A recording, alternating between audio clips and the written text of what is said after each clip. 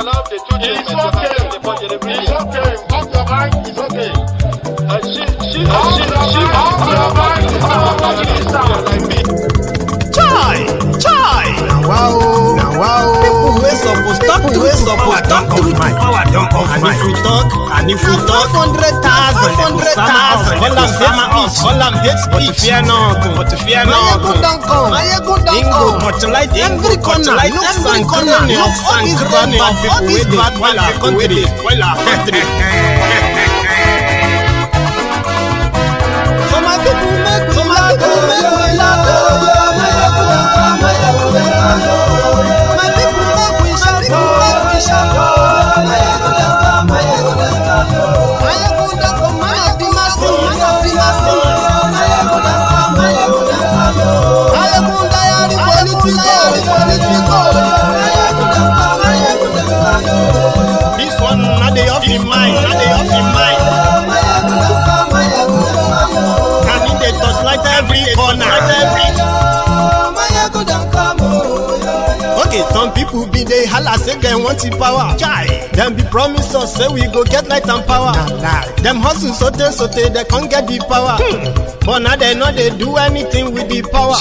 Every day, dollar just they get the higher power over naira. Still them talk say make we off mind. But thank God say Mayegun don come. So my people make you ladder. Mayegun don come. My people make we shout. Mayegun don come. Mayegun don come, man of the masses. Mayegun don come. Mayegun diary political. Mayegun don come. This one not dey off in mind. Mayegun don come. Person wey dey do evil no one make person talk. Them say that Mayegun, that man too they talk. He too they talk. Say Mayegun diary, he dey hot like pepper. But every day then they take money in bulk. Woman pikin dey the street they hawk.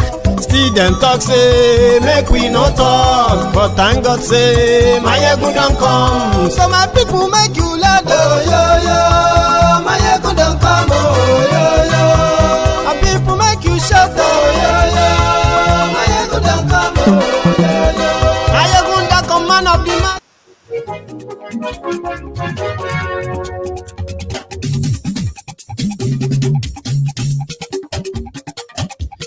Hello there.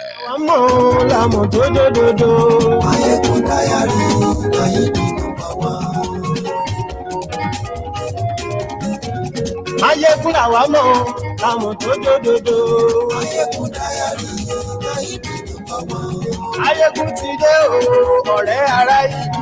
Mayegun diary, na ibi number one. Lórí Facebook, lórí YouTube. Mayegun diary, na ibi number one. Gbogbo bó ṣe ń lọ ni Mayegun já wa sí.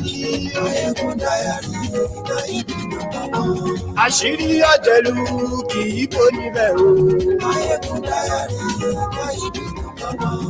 Good morning to you, good afternoon to you, and good evening to you from wherever you are watching from. It is Mayegun live.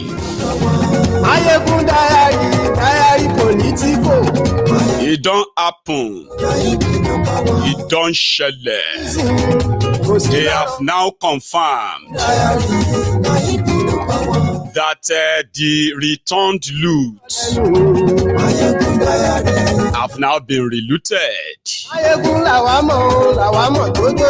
That is not a breaking news to anybody who is a brethren on the temple of in the temple of truth. We knew that a year ago, or maybe more. Share these broadcasts. Invite your friends, invite your not so friendly friends, and tell them. Lórí Facebook, and yes, we like you. Lórí YouTube. To a lot of you who will remember the story of Magu Luther Crook. remember. That was pretty much like about 4 years ago.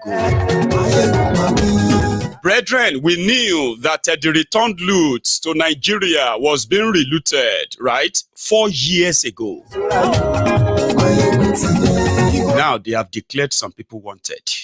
That the returned loot from 2016 to 2019, they couldn't trace them in the Central Bank of Nigeria.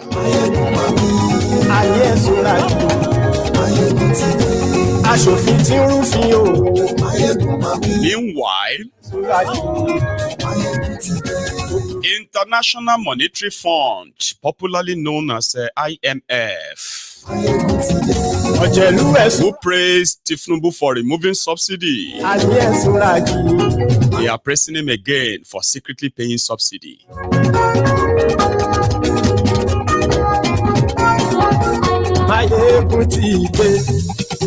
Okay, Motide. Now, good morning to you once again. Good afternoon to you. And good evening to you as well, from wherever you are watching from. It is Mayegun Live. And thank you so much for, to those of you who have shared the broadcast. Okay. To those of you who have also paid your offering, like you have liked the broadcast. Thank you. But just before we go deeper into the broadcast tonight, could you please spare me a minute of your time by joining me to wish Yomi Totu a happy birthday? He was born on the day of love. I didn't know that. No wonder he's been an amazing individual, one of you that I've met, and I'm so grateful for meeting as well. So thank you so much. Happy birthday, Totu. Long life and prosperity, all right? And then remain yourself as you've always been. So thank you, guys. Now, if you have read the caption of the broadcast, and you have also read the caption of the you have read the description of the broadcast. Listen, we are going to start with the part where the noise out there right now, which is their, sort of properly scripted propaganda to clear the robber in thief. I've been a robber in chief, armed robber in chief, and that would be Bokohari. And the damages and the ruins, the looting, the destruction of Nigeria under these rogues, they need a fall guy. And it seems Emefiole is going to be their fall guy. Why they entertain you with all kinds of nonsense, you will never get to the bottom of it. Shishi will never be recovered. And the whole damages done will never be punished. The same rogues will then use this stolen fund again to further help Nigeria into the graves. Somehow, it can be a win-win for so many of us who really believes that except this guy self-destructs, it will take even it will take much effort to get rid of them. But let's start with their news that all Emefiole did. Yeah, the trajectory right now is to make it look like he acted alone. In fact, the governor of Central Bank of Nigeria was a Yahoo boy all that time. Even when he came out with all these same rogues like Bokohari and gang to celebrate some of the policies that have further destroyed Nigeria till today, right? They said he either deceived them or forged their certificates. But do you know the irony of it? The particular one they have now sort of picked on is that, listen, $6.2 million was withdrawn from the Central Bank of Nigeria. And The purpose was to give it to election observers who are coming to observe Nigeria elections. Now, it is now a controversy because when the process of withdrawing that money was followed according to by their law, right? The secretary to the government of the federation raised a memo concerning this election. We need to pay election observers in dollars, $6.5 million. Then this same memo was passed on to the president. That was Bokohari. Bokohari minuted on it and signed it. Just a month and about 2 weeks, just about 6 weeks to the elections, they gave it to Emefiole. Emefiole opened the vault, released the money, and gave the $6.5 million cash to Boss Mustafa's secretary. Now, this Boss Mustafa's secretary is not featuring in all of this. So Kolu, that is doing some home cleaning, trying to figure out which of the biggest looting they will go for first. I told you here when the announcement came that Nigeria Foreign Reserve was used as a mortgage, as a collateral for a loan of $30 billion. That yet we still don't know what they did with that money. However, since the signature and the memo originated from the office of the secretary to the state, to the federal government, Boss Mustafa, so he was invited. They did not arrest him. They did not arrest his secretary. They did not arrest Bokohari, the two principal signatory that gave approval.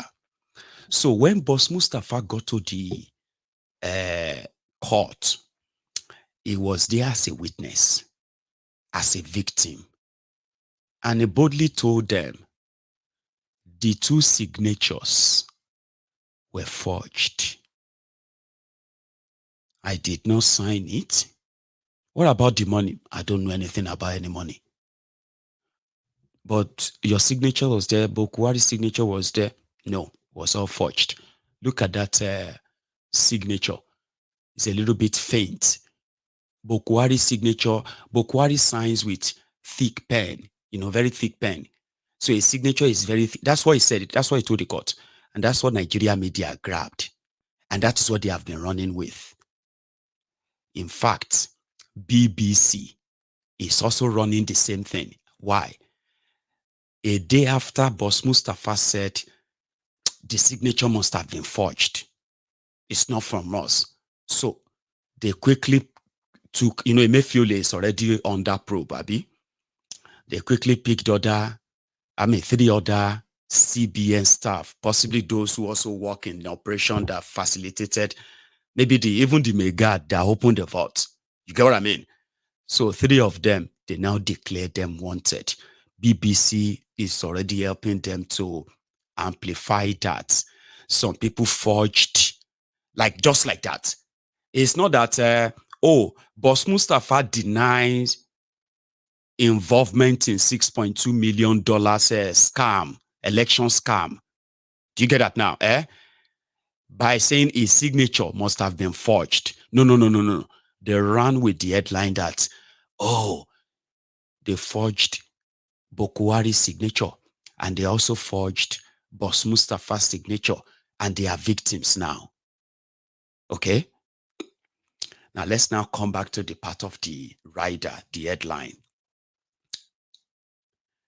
From the same investigation of the Central Bank of Nigeria, remember, just please don't get emotional. Okay? All I'm just telling you right now is just to bring you up to date. And at the same time, it also fits so well into our theory of why Nigeria will never work. You just get to see this, and as a need to know basis, because they are facts. Do you understand? Now, as they are releasing these remnants, it's not because they wanted to fight any corruption. No. Do not get emotional and begin to feel like, oh, that means they are doing the right thing. This whole thing is scripted. And gradually, it's going to fizzle out. And all these billions, trillions, billions, trillions that you are hearing, and all these names that you're hearing, right? And all these crimes they have committed, they will fizzle out. Because the enough shege they are unleashing on you every minute is enough to melt your brain. Seriously. And that's how they get away with a lot. But the reason why you are listening to this on this platform from Mayegun tonight is because it is on a need to know basis. Now, having known all of this, and you still kind of feel convinced that something good is still going to come out of this without ending these rogues, then I will leave you to that. That will be your judgment. That's not going to be mine. Do you understand?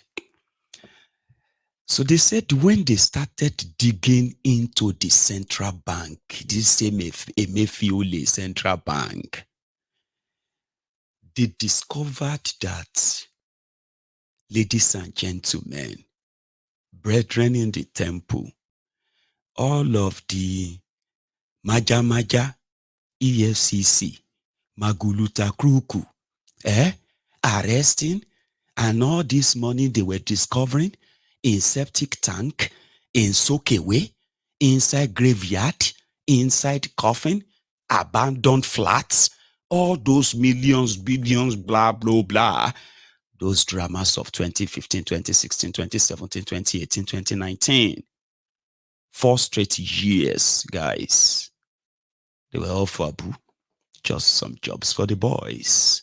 No shishi from all those announcements. It's been a while now that you hear that they found money somewhere, or somebody stole money, and it's been a while, right? But we are talking about the time that they used that to coerce some gullible minds to make them believe that they were actually fighting corruption, while the profligacy, the looting, the stealing were being done right in the open. They were not even hiding it. Because to some gullible ones, it must be right if they were doing that. It must be some people. They were stealing money. They found money in judges' houses. They found money inside some, toddlers' bank accounts. All of that money, Baba, Shengbai, no the central bank. Shengbai. It's not only that the money is not there. Listen to me very carefully. They could not trace what they used the money for. I am going to rejig your memory so that you will remember that 4-5 years ago, we were already talking about the relooting of the loot, relooting of return loot. Go back into the memory, go back into the diary now. Okay, you will see there. Go on to Mayegun's diary political and search for Maguluta Kruku, returned loot, relooted loot. You will see abundant content on this. Years ago, they said, "Shut up your mouth." What did they use Abacha return loot for? It has been added to the national purse. The money has been used on education. These were the Buhari diddens. The era of the Buhari denotus, the Buhari dijatus, the Buhari shukus, the Ungoziaris, the Unnekaris, the Abrodian Buhari idiots too. The Mumumadus, the Bele lecturers, the Mumu lecturers. They were always on my platform telling me, you are just sending me of this. Eh? They are fighting corruption. They have a returning loot too. But these guys were making deals at first, so you know, okay? Every returned loot from abroad to Nigeria, that time, Abubakar Malamu, the Attorney General of Nigeria, then under Bokohari, the guy was making a kill. He was getting his own percentage to say, yes, imagine this fraud. Oh.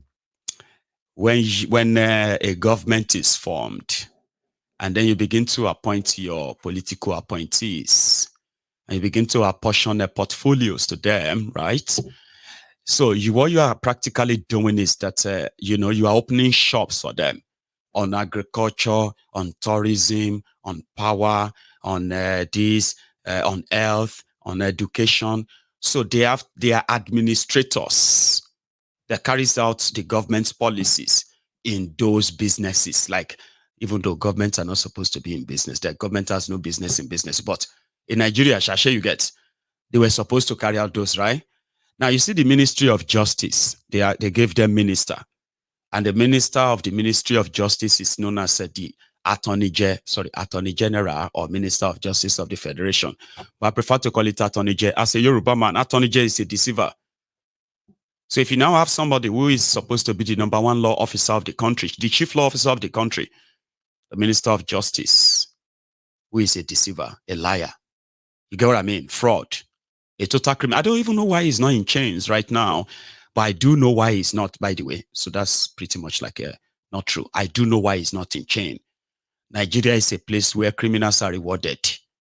And if you dare raise your voice about the activities of the criminals, you will either be jailed, killed, and if you are lucky, exiled. Do you get that now? So Attorney General of Nigeria then, Abubakar Malamu, he was making a kill for himself, 30%. You know what he was doing? You are the Minister of Justice. Therefore, in this office, you have senior lawyers being paid by Nigeria. Do you know that? Yeah, that's what Ministry of Justice is. And the Minister of Justice is expected to assemble the best brains, the best legal brains for government to fight for government. Anytime government get case, it will go into, it's like a DA. You know when you have DA, all those DA in America, right? District attorneys, right? They work for the council. Do you get that now? Some of them are higher. Okay, I think it's different because DA office does work other jobs too, right? But I think it's not really different, okay? But they get paid once they do any job for government. Abi, like if they do any legal job for government, they get paid. They can do their own job too, Abi. In the office of the Attorney General of Nigeria, there were supposed to be senior lawyers who are being paid millions of naira every month as their salaries for working in the office of the Minister of Justice. Whenever there is any case against the federal government of Nigeria, the Minister of Justice was supposed to assemble the best brain from his, because it's like he has his own chamber as a Minister of Justice. Do you understand?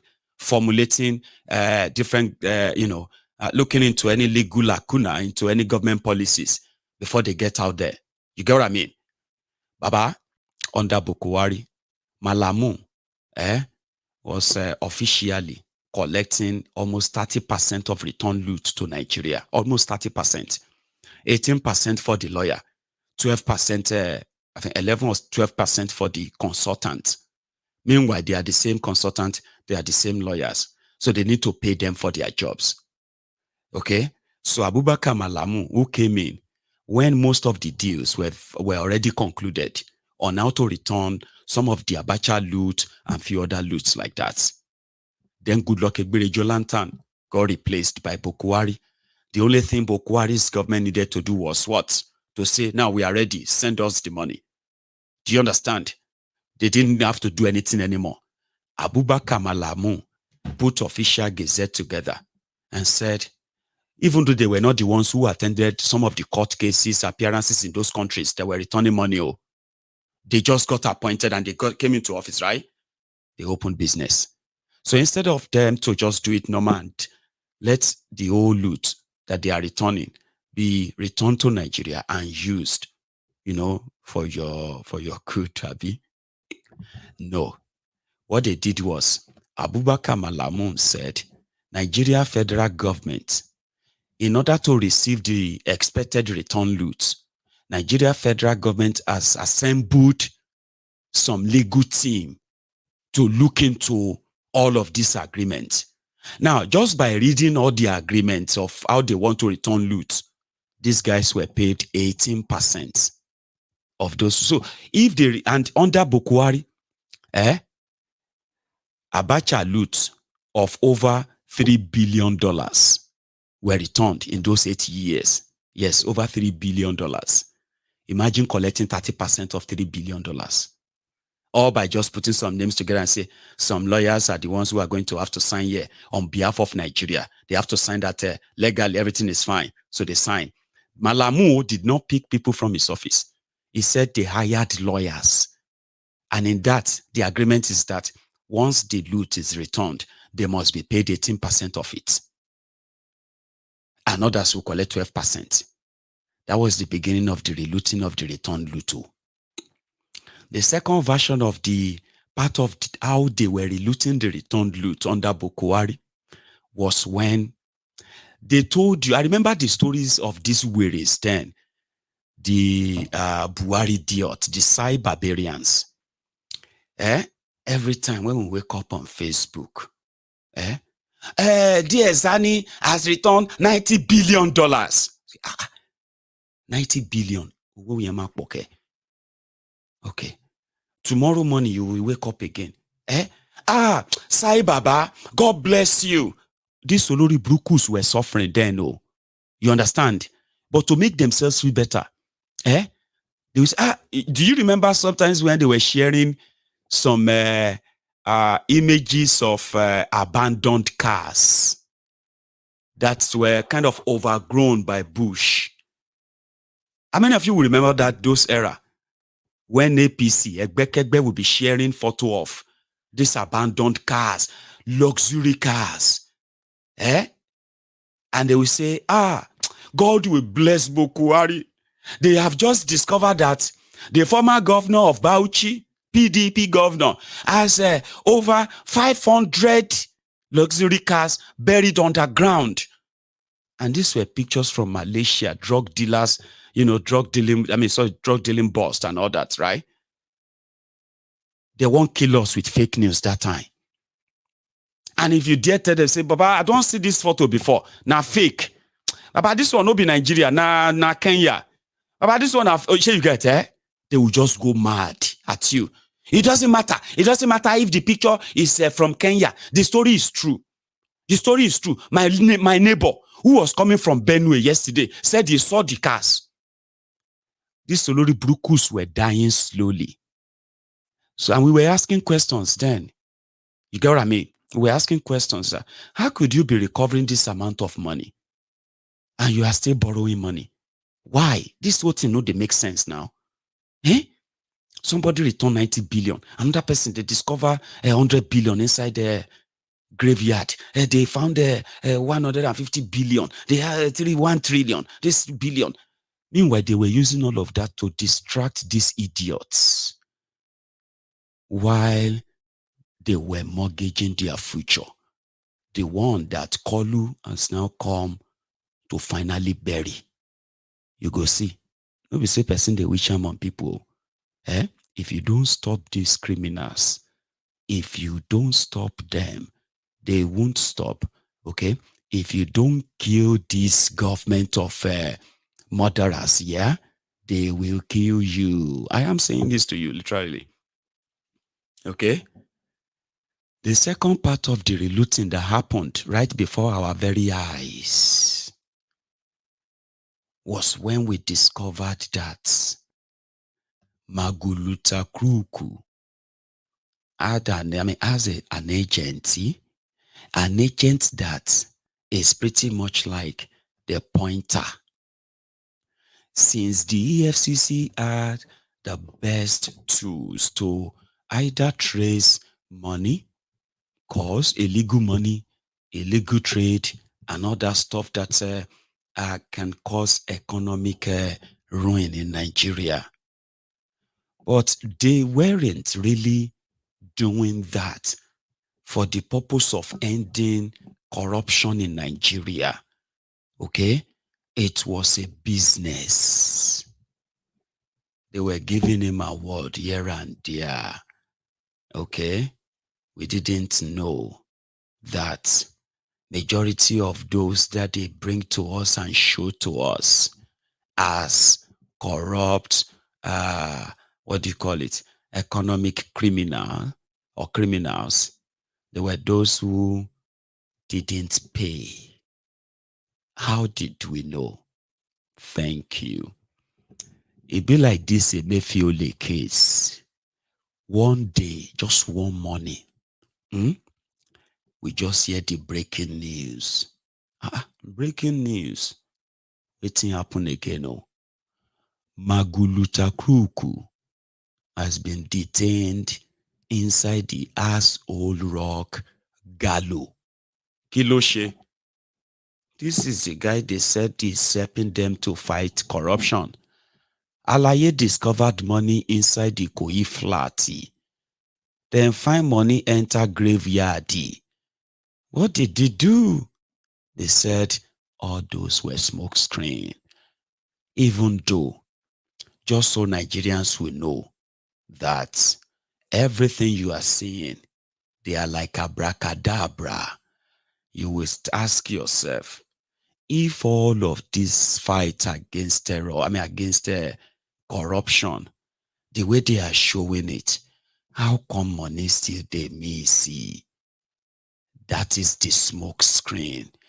But when they want to throw somebody under the bus, they do let out some of the things that we know, but they love to deny. Breaking news. Maguluta Crook arrested. Bawo. They said he was invited by the mannequin inside the Old Rocky, Mumumadu Bokohari. But it wasn't Mumumadu Bokohari that invited Maguluta Crook. It was Malamu. According to what they shared with us, Maguluta Crook is a crook, and he will face judgment. Judgment ikiloshe, and he is not alone. In fact, he has an accomplice who has been helping to keep majority of the supposed loot, recovered loot, for themselves on behalf of Maguluta Crook. Since your oga be the senior manager of the Maja catch dog, Abina dog catcher, as they will say, thief catcher, himself be thief. So if your oga be the Maja and you have the data of everyone and which amount of money is in their different bank accounts, how much properties can be traced to them, and how do you think they got all of that, even if it is not from government money, from corruption, crime, because their name is Economic and Financial Crimes Commission. You get that? They were supposed to be fighting all fronts, but they were making money all fronts, all sides. So what was that?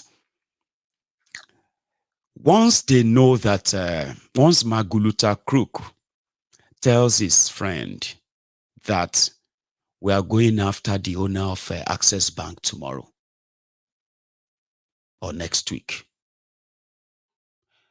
But Abu, I don't know if you can do your thing. This is his document. We traced all these properties to him. Some of them are abroad, but the ones abroad, we can't do much about them. But the ones here, whatever you can, Yahoo boys, they take their cars, take their houses, and they free them. Even when they even show them on their crime fighters, their properties are missing. How did we know this? When Maguluta Crook was detained, they said Maguluta Crook could not account for all the houses, properties, money collected from looters criminals, but they could trace some of the properties to the associate of Maguluta Kruku, the guy who changed the names of the properties to his, then sell them off and keep the money. They were making a kill. Yes, they were. But that was not the reason why Maguluta Kruku was detained. Again, they just wanted you to see that whatever you saw then, they were just abracadabra. Okay? Nobody is fighting any corruption. But you know something? This Maja guy, that is fighting corruption, that is collecting bogus fake awards here and there, just like Abba Oshtelokiyari, the one they gave the Super Cup of Nigeria, who happened to be the head of the underworld in Nigeria. Name it: drug dealers, armed robbers, kidnappers, money launderers, name it, human traffickers, organ traffickers. That's the guy who was the head of the whole thing in Nigeria then. And he was also the Nigeria Super Cup, the Nigeria RoboCup. At a point, they were even thinking he was going to become the police IG, Inspector General of Police in Nigeria. Abba Oshtelo Kiyari. You get what I mean? It is similar to this Maguluta Kruku, right? Maguluta Kruku was also a superstar who was fighting this or that. Alaye Gbogbo, all these things you collected from these criminals, where are they? They were gone. Gone. Okay, oh yeah, you know what? If that is the case, release Maguluta Kruku to the streets. Let the streets do the judgment. Abi now? No. They did not arrest or removed Maguluta Kruku because he was relooting the returned loot too. It was simply because back then, remember the cabal, the cabal inside the asshole Rocky. They felt like this Maguluta Kruku was supposed to go after Thiefnubu. That was the beginning of the time when they were trying to stop Thiefnubu ahead of time. They now discovered that Thiefnubu we don't buy everybody around Bokohari. Now the rest is history today. I am telling you, I'm giving you a flashback to the time that Maguluta Kruku was the first casualty of the supposed Bokohari's cabal coming for Thiefnubu. They said that Maguluta Kruku was already Thiefnubu's boy. They told Maguluta Kruku to do something and kind of get Thiefnubu off the radar because Thiefnubu want to be APC, Egbekegbe's presidential candidate for 2023. They now discovered, say the Orisha, Maja don't collect bribe. How did Maguluta Kruku become Thiefnubu's boy? Malamu couldn't take it. And that was how Maguluta Kruku was gone. He was never tried in any court. To us, he was lying in jail inside the asshole rock. I mean, and you were not sure, but that was where he was for months until they brought that other young guy who was also like removed as a thief. Anyway, all this story of relooting the loot, they have now come out officially that Mayegun was right. They won't say that to me. They won't even apologize to me.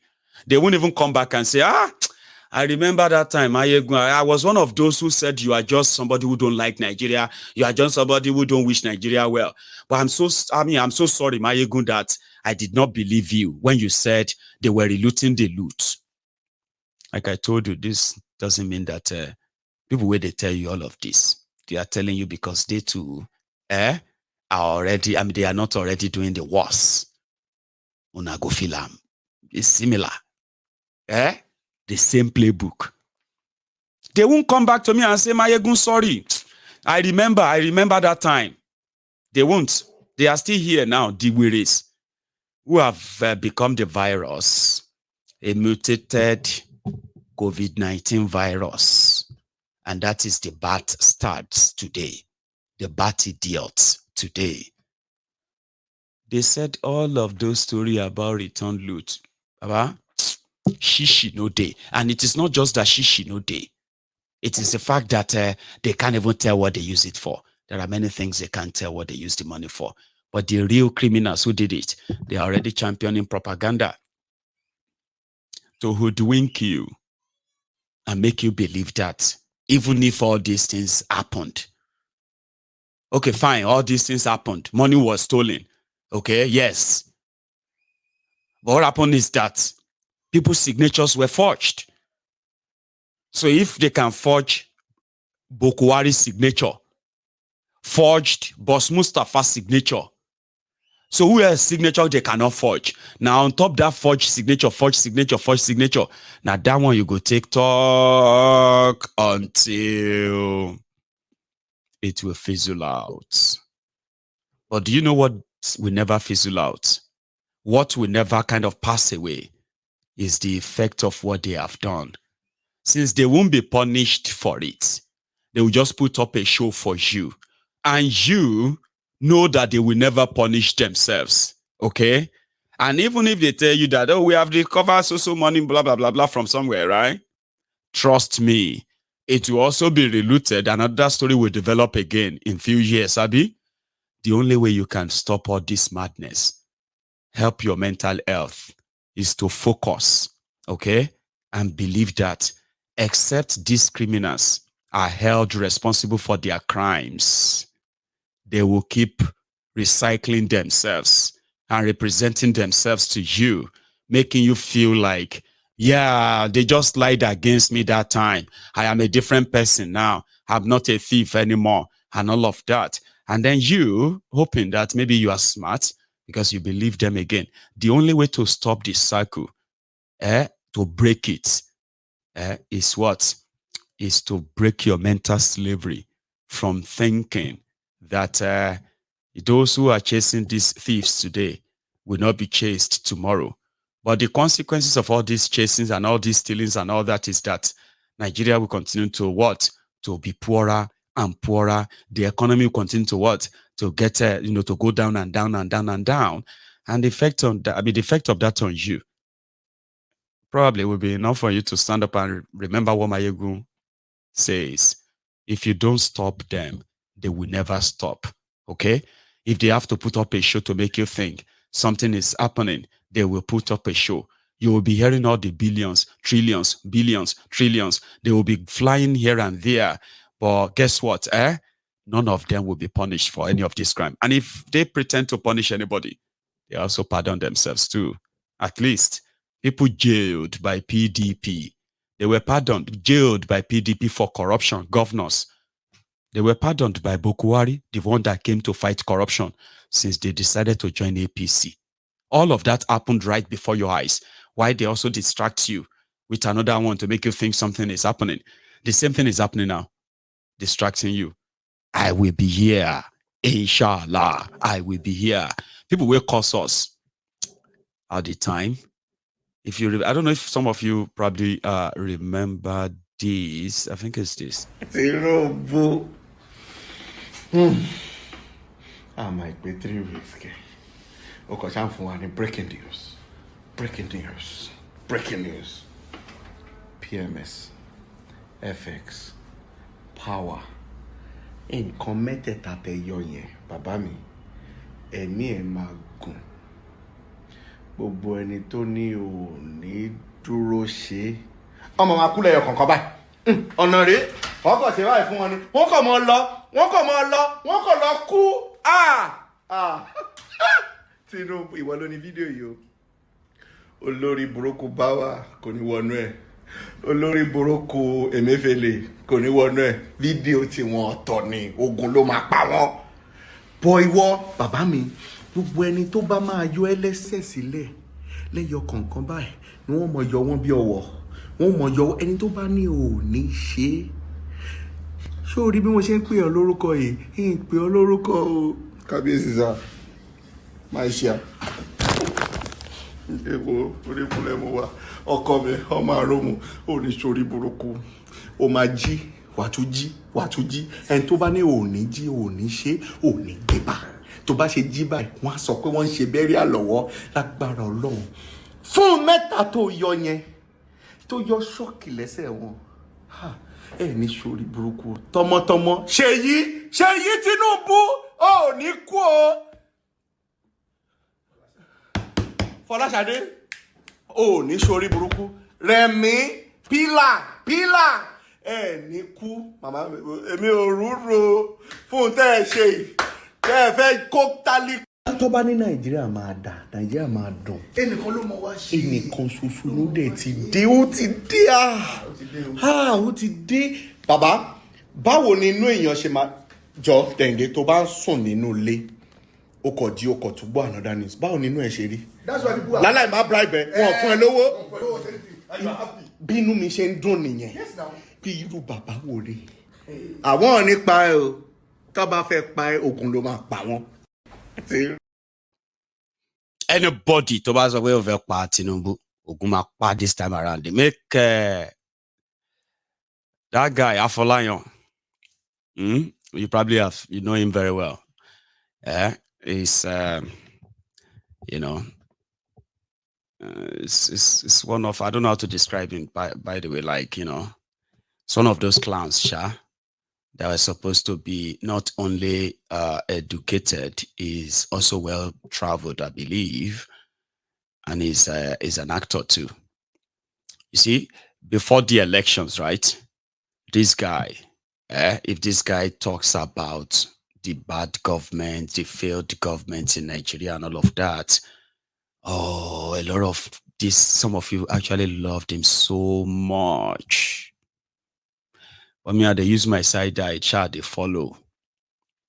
Then when the election came, this guy was practically calling any Yoruba that failed to support Thiefnubu Omoale. He is one of those who amplified that Omoale. Do you understand? And when Thiefnubu now came in and announced that he has removed subsidy so that he can save the money to improve the welfare of Nigerians. Also that he has also decided to float the Naira. Okay? So he was so happy. He said he was naturally happy. Okay? That a lot of people believe that subsidy is a scam because politicians told them it's a scam. Yes, there is corruption around it, but subsidy is not scam. All over the world, there is always a segment of the society that the government have to subsidize, or else there will be wahala. Do you understand? It is only in Nigeria that Nigerians, after they use their tax money to pay the official salaries of these criminal politicians, Nigerians still have to subsidize them, subsidize their family, subsidize their own extended friends and all of that, when they allocate humongous amount of money for their own welfare. Okay? So they said, since Nigeria is poor now, they can no longer afford to subsidize the common product that people actually really use to run the economy. So to them, it is to fight those who are making illegal money from that subsidy. Okay? And they will use the money, reinvest the money. Similar thing to the forex, the foreign exchange. Okay? So when this news broke, an ignorant person like him, right, despite his education, I don't know how much of education, but I mean, I believe that he's a well-traveled guy from that family as well, a Falana family. Well, he threw everything into every caution into the air. So they said, Thiefnubu will not get any plan. Thiefnubu will not attend any debate or any TV interview, anything. Convince them that he will be able to, you know what I mean? So when Thiefnubu announced that subsidy was gone. A liter of petrol was 187 naira, I think, 167 naira. At most, 187 naira, okay? When Thiefnubu said he was floating the naira, with an ignorant fellow like that, saying he was so happy with that announcement, that breaking news makes him so happy. Sure, you understand now? When Thiefnubu said he was floating the naira, it was like a kite. There was nothing to back it. An ignorant fellow like him, who said they were happy. A dollar then was 710 naira to a dollar. Okay. So immediately after all of that, I'm coming back to that of electricity. They have already told you they are removing subsidy on that too. I will explain what the subsidy on electricity is. It is not because this government is paying any money on electricity. In fact, your Minister of Electricity, the son of, what's that guy's name again? Peculiar Mercy, Penkele Mercy. Adelabu. His son is your Minister of Darkness right now. Abi, he's already told you that before you can see real power in Nigeria, you have to wait till 2026. The guy came out today and said, again, they can no longer subsidize electricity, as if to say they are paying electricity companies money. They are not, but I'm coming to that. You see our guy that said dollar should be, floating off naira over nothing because of his lack of intelligence, right? Or ignorance, so to say. Dollar then was 710 naira. After they floated it, dollar is now over 1,500 naira. Now, what that simply means, the effect of that is removal of subsidy, where the economy, the macroeconomy really depends on that. Once they remove it, the price of things will go up. Now, if you now float the naira, the price of, the value of naira is will depreciate. And for those who are bringing things into the country, it is what they buy that they will sell. So if you are happy that they removed their subsidy and they floated naira, and you are complaining that everything is hard right now, are you not mad?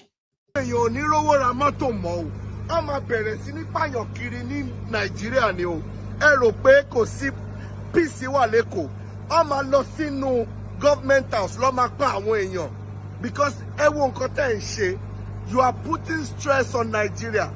Turkey yokoni ibiti won tin ta ounje o ti di 4,000 naira. Nisin tí gbogbo nǹkan ti rise, Turkey ma di 5,000. Turkey tó yẹ ká rà ní 1 pack for 4,000 naira. Ẹyọ kan ṣoṣo ti wá di 4,000. Ṣé rí pé nǹkan ti wà unbearable. Cement 9,000. Cement ti wèrè Dangote yẹn ó ti di 9,000. Ẹ dẹ̀ lọ sí neighboring country Africa. Wọ́n tà ní 1,500 níbẹ̀. Ẹ dẹ̀ ń jẹ́ kí gbogbo nǹkan níyàn lára. Yorùbá ló wà lórí throne o. Yorùbá tẹ́ ẹ fẹ́ fi sí. Kókó mi ò gba owó o. Ẹ ní ṣoríire o. Ẹ ní ṣoríire o. Bẹ́ bá ṣe ń jẹ́ kó ẹ kàn sọ fún mi ta lẹni ibo ló fi sí tọ́rọ̀ ìtì ẹ̀sìn pé ẹ láti máa increase cost of living. Is it that ẹ fẹ́ pa everybody? Ṣé ẹ fẹ́ pa everybody ni? Ẹ sọ fún mi, even the billionaires tó jẹ́ normal billionaires tó ṣe ń dìde wọn ò ní rí nǹkan ṣe mọ́ because poor people ló ń fìdí yín. Owó poor people lẹ fi ń di billionaire. Poor people yẹn ò wá ní rí nǹkan kan ṣe mọ́. Èèyàn ò ní rówó ra mọ́tò mọ́ o. Wọ́n máa bẹ̀rẹ̀ sí. Very soon, Otoni now, it's true. Somebody that was happy a few months ago. So what was he thinking? What was he actually really thinking? That people will suffer, and the same set of people were buying themselves cars. Billions of naira was flying here and there. So you, in your own suffer head, you are telling yourself, we just need to, all of us need to stop. We need to stop talking about this dollar. Our dependence on dollar is too much. Is it dollar that we are spending in Nigeria? And I don't even understand all these things. We are spending naira. You are just a stupid person. You are very stupid. This is not 10th century. Okay? So you can continue to pretend or continue to be foolish. The criminals that are telling you things will be this or that, and then you open it on the table, they are telling you what they want. We are doing this because of you. Nigerians must understand that we must bear the labor pain. But when you look under the table, all of them, where they starve, they hungry. Oh, they said Indomie now is 1,000 naira. They want to kill us, ni. You have no idea, right? You just choose to remain ignorant, right? The people that are telling you to endure, when you look under the table, Baba, you see different kind of dishes. Fresh food. Smelling great. There's those smelling that I said, when you walk into a big kitchen where they are making different kind of food, right? And you're like, oh my God. Oh my God. Oh no. Those are the billions you are smelling. A lot of you are, instead of doing, oh no, my God. That's so salivating. Billions in Lengboye, and you are just like, Ogao. 100 billion. Ogao. 50 billion. Hey, Ogao. You are salivating, Abi. But they are asking you to endure. So you can continue to make yourself in a way that makes you feel like there is a reward. Someday everything is going to be fine. Whoever is telling you that doesn't love you. Everything is not going to be fine. In fact, these people want more of you, more of us, right? Drowned in that, drenched in that poverty pool. You have no idea if you still don't have an idea yet. If you still don't get it, you may never get it. Trust me. Somebody has a better explanation about this removal or no removal. In case if you are out there, IMF is now saying, we want to thank Mr. President of Nigeria for removing subsidy. We want to thank the President of Nigeria for paying subsidy secretly. IMF now, I'm coming back to that. To the government on the consequences of subsidy removal and palliative management. We need to have a renewed conversation about the political economic philosophy of Nigeria, the operating system. We need to have a new conversation about it so that we can mobilize the Nigerian people along a new direction out of our current challenges. And let me say this, there can be no substitute to energy security. No amount of palliatives can substitute for energy security. You see, when people are canvassing the removal of subsidy for many years with reckless abandon, with such thoughtlessness, they did not figure in the idea of energy security in all of the conversation. Energy security is a primary responsibility of the government because it forms an integral part of national security. And if you agree with me that the primary purpose of the government is security and welfare, you now understand that national security and welfare for citizens rest on the foundation built by energy security. And because energy security simply means the affordability and availability of energy products and services, that affordability component of energy security makes subsidy a permanent feature of energy security. Something that should never have been removed. In fact, its canvassing should never have happened at all in any public discussion. No presidential candidate should have run on a campaign to remove subsidy. None. It's something that is not done anywhere in the world. The America that is the headquarters of capitalism subsidizes petrol, subsidizes food, subsidizes education, subsidizes all subsidizables. In fact, for the purpose of energy security, people don't know this, FDR practically died to secure for America energy using energy diplomacy. In 1945, this man was dying. He was sick. His BP was 260 over 150. Fresh from the Yalta conference in Crimea with Joseph Stalin and Prime Minister Winston Churchill on the eve of the end of the World War. He knew he had worked hard to overcome Germany in the Second World War. But post-war economic recovery, even for America, who spent so much to bring about the defeat of Nazi Germany, was of concern to him. And he identified Saudi Arabia as a source of secure energy for America. And so he sailed towards Saudi Arabia to meet with the founder of Saudi Arabia, King Abdulaziz bin Saud. Saud also left his own donation to the government. Don't worry, I will break it down for you. Talking about energy security.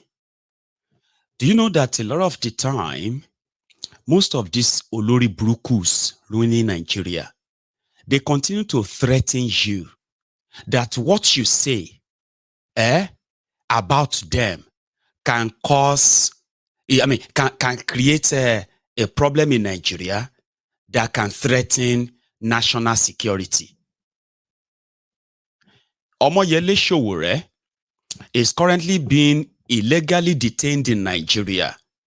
His travel passport is being withheld by these rogues, even when court said he should be released to him.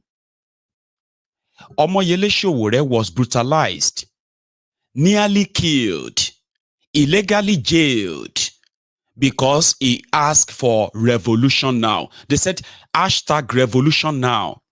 It was a threat to national security. But what they didn't tell you, that has continued to be a threat to national security of Nigeria and everybody's life, is the fact that they continue to grow poverty, where people are unable to afford basic needs. And you see that history that economics was trying to relate there, right? It's true. America is the world-known headquarters of capitalism. Listen, capitalism is all about you must earn your pay. There is no free food, even in Freetown. Do you understand? There is no charity. Nobody will give you, you know what I mean? Like, you have to earn your pay. Okay? However, capitalism is very fair. The capitalist knows that they can only amass enough wealth in a peaceful, economically viable society. In a society where large number of people lack access to education, lack access to healthcare, and they are their purchasing power is ridiculous. They are also threats to the rich. So you must balance the equation enough that everyone can thrive, even in a capitalist society. Poor man can have access to funding, to access education. A poor person can access healthcare.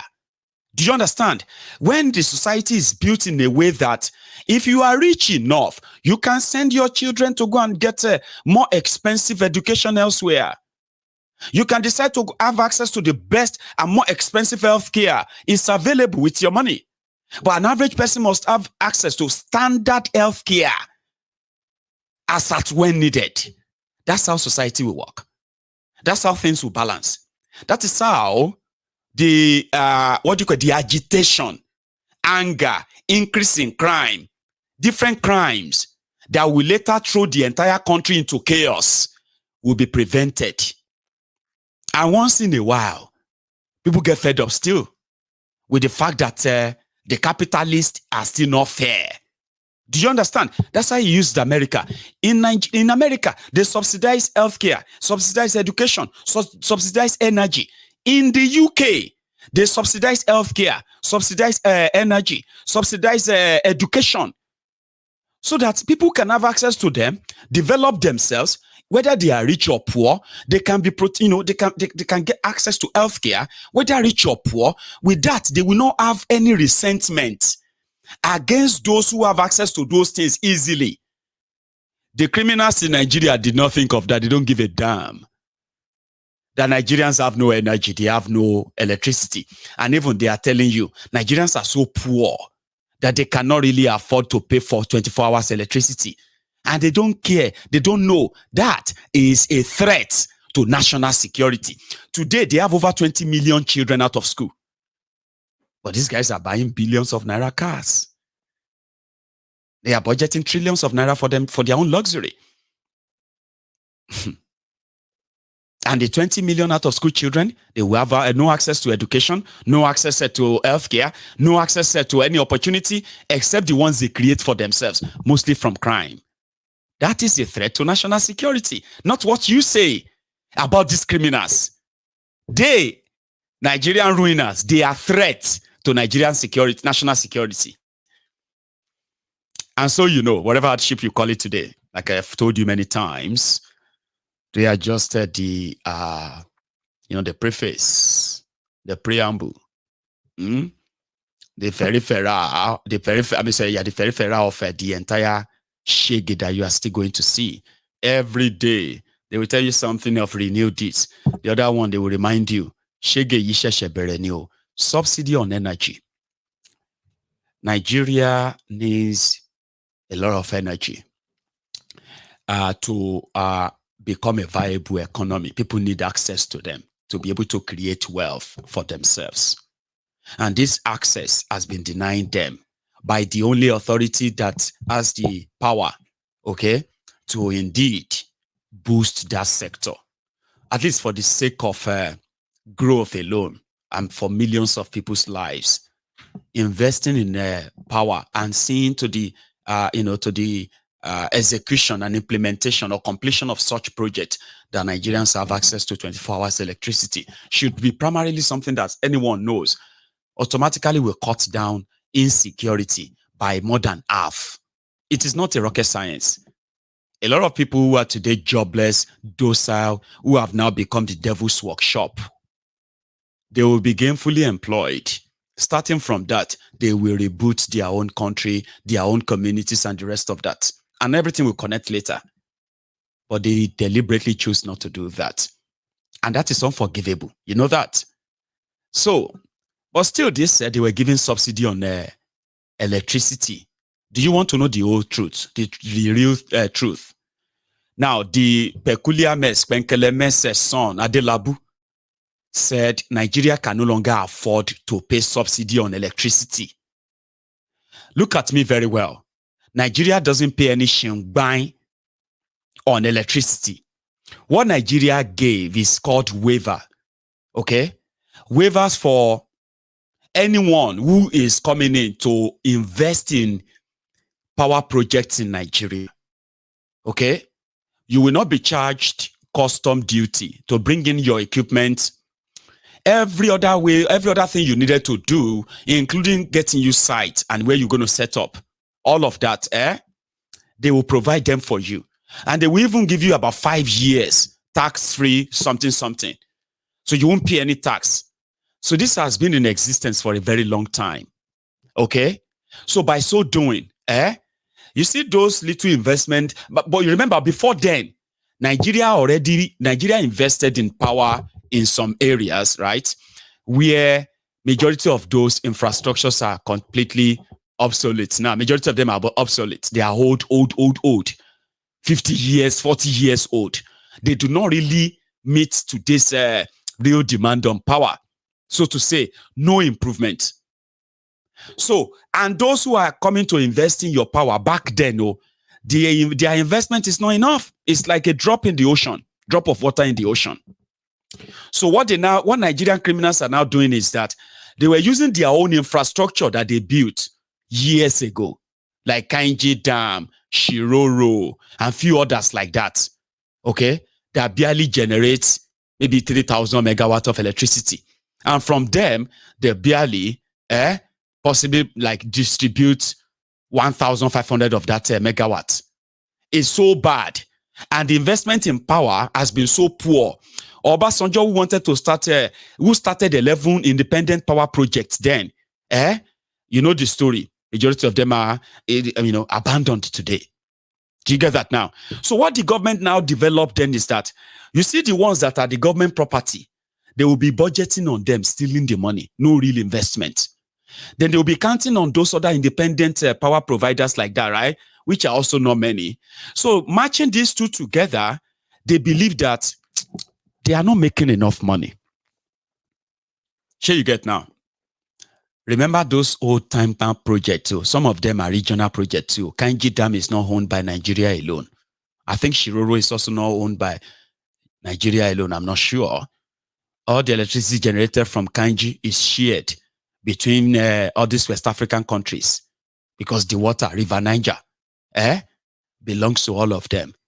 So if Nigeria wants to have electricity from water, River Niger, they must share the electricity with other, you know what I mean? So in fact, from what we heard, because Nigeria built it, they have to sell the electricity at a subsidized rate to some of these West African countries. You know, Benin, Togo, what do you call it, Chad, Niger. That's why Nigeria could cut off Niger when they declared war on Niger.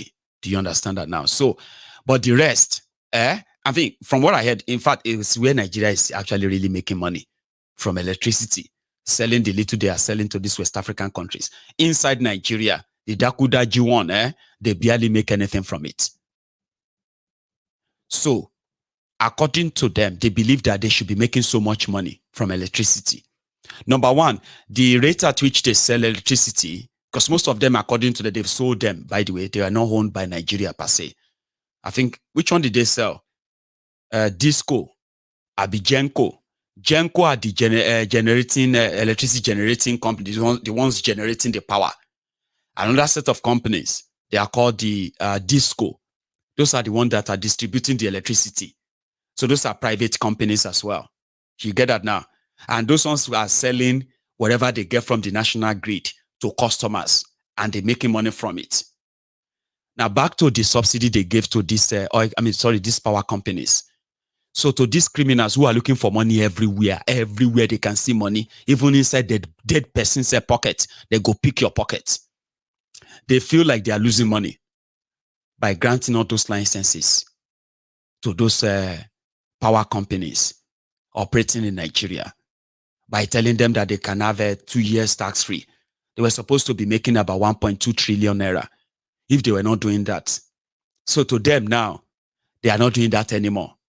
All the power companies in Nigeria, those of them who are enjoying some tax-free this or that before, Nigeria is losing money, Nigeria needs money. All those deals are now off the table. Since they are now going to be off the table, a lot of you are still using some rates. Now you have to pay tax. Now you have to pay this. Now they have to begin to suck you. Some of you are going to actually fold up. Believe me, you will not be able to survive it. If you are working for any distribution company, electricity distribution company, you better start looking for another job. And if you are a cook, that one will kind of help. Start cooking food. You probably will survive that for a while. Because you see what they are doing right now is that all of Funago have to squeeze something out. Thiefnubu need money. And if they squeeze you, now who you go squeeze? No be your customers.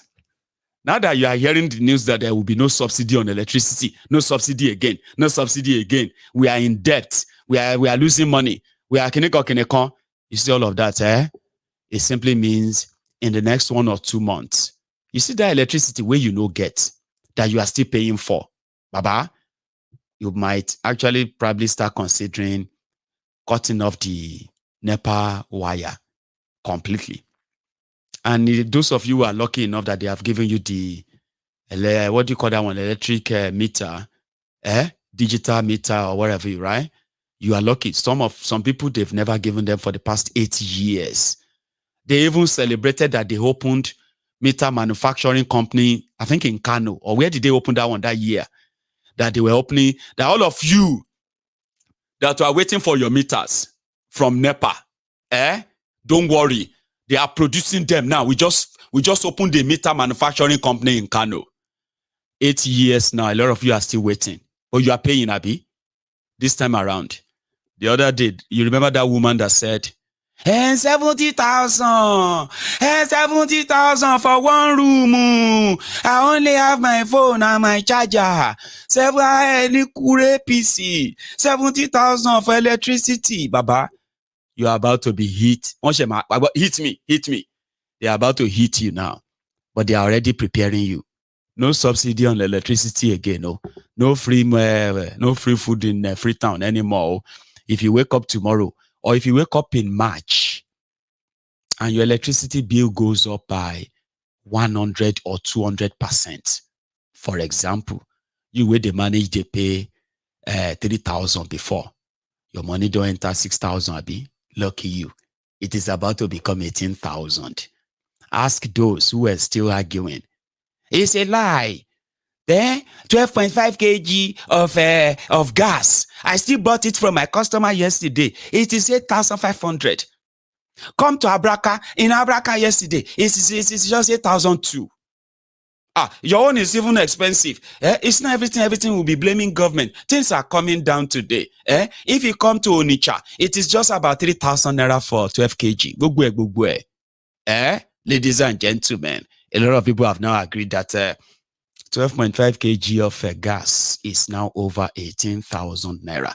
Mind you, this may even be like the price for 2 days ago.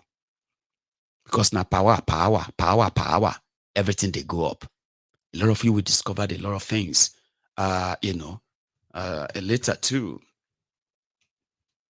So the bottom line is that electricity is going to go up price, whether you get power or you don't get power. Do you understand? Even though they told you the Germans are coming. Remember that signing of Siemens Germany? You remember? They never find plane. We go carry them come Nigeria. I've been a ship. We go bring the equipment. They never find. I told you. Thiefnubu went to Germany to go and beg Germany that please don't send them back home. 14,000 Nigerians were due for deportation as far back as January 2022. But this is January 2024. Bokohari, he avoided Germany for straight 3 years since they know they asked him. Bokohari, see, 14,000 Nigerians to be deported from Germany. We thought it was exaggerated. It was true.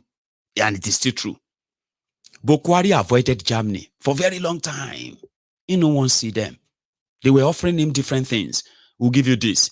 We'll give money to. We'll support Skinny.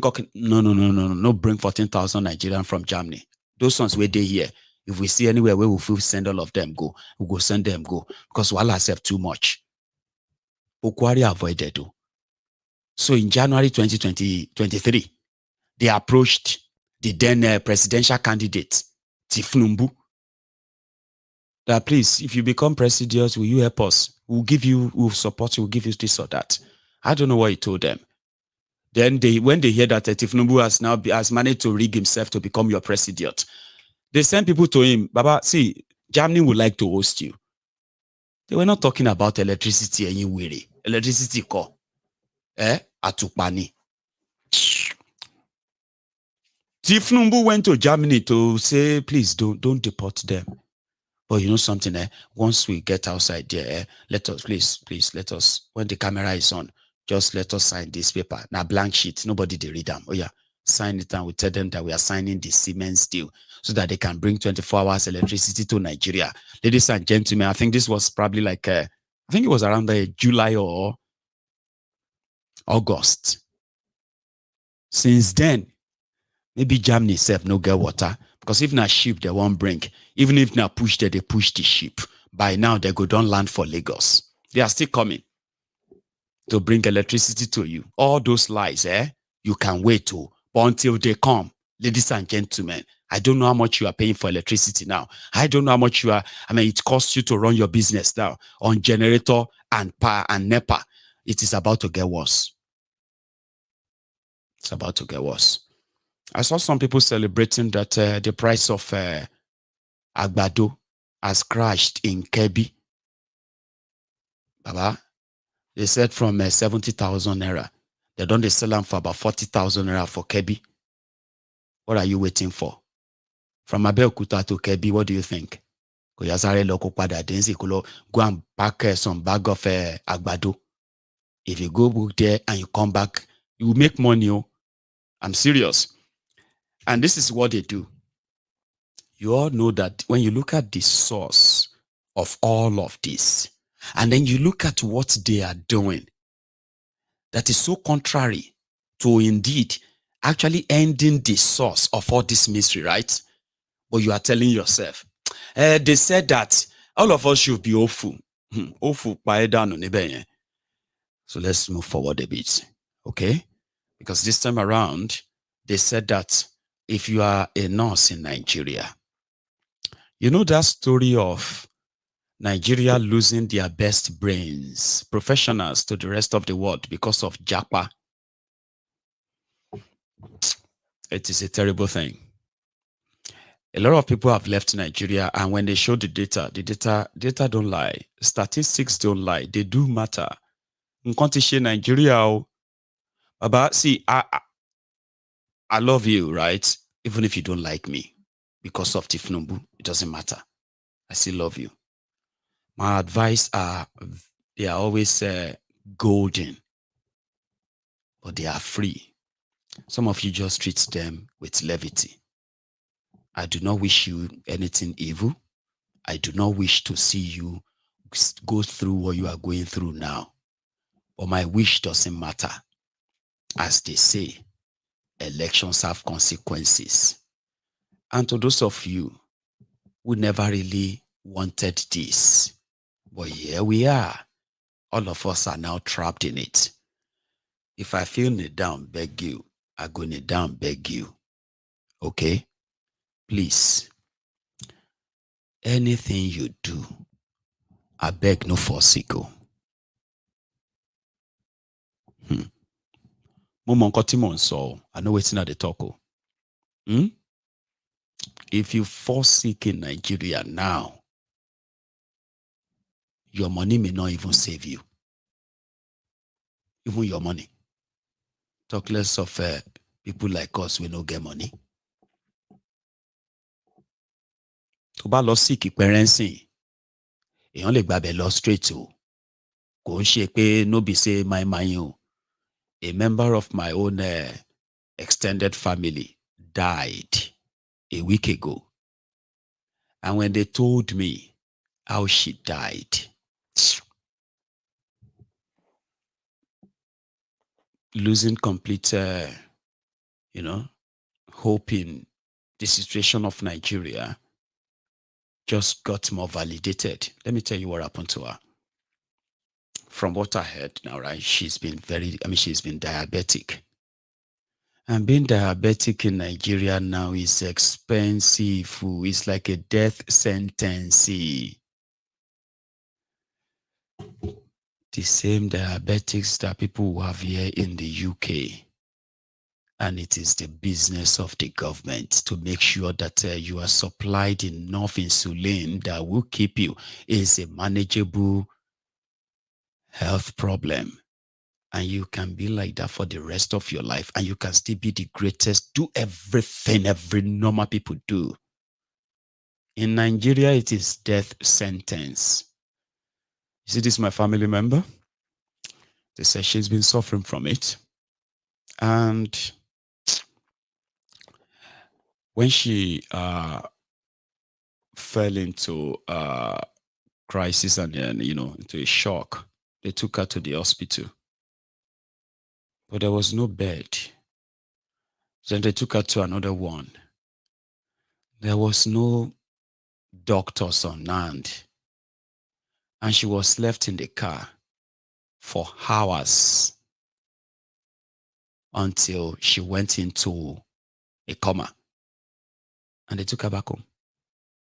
She was in that coma for like a day or two. And she never recovered from it. She died.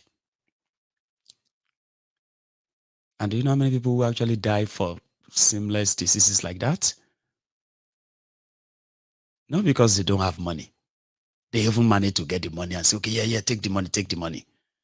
Nigeria lost 43,000 medical practitioners to the rest of the world in 3 years because of Japa. So the criminals in Nigeria are not seeing that as a national crisis.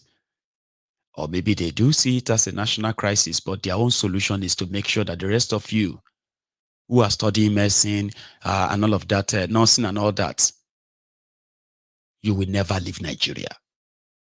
Yes. I think they said you do housing or house practice. What do you call that thing again? When you as a nurse or doctor will have to serve for a year.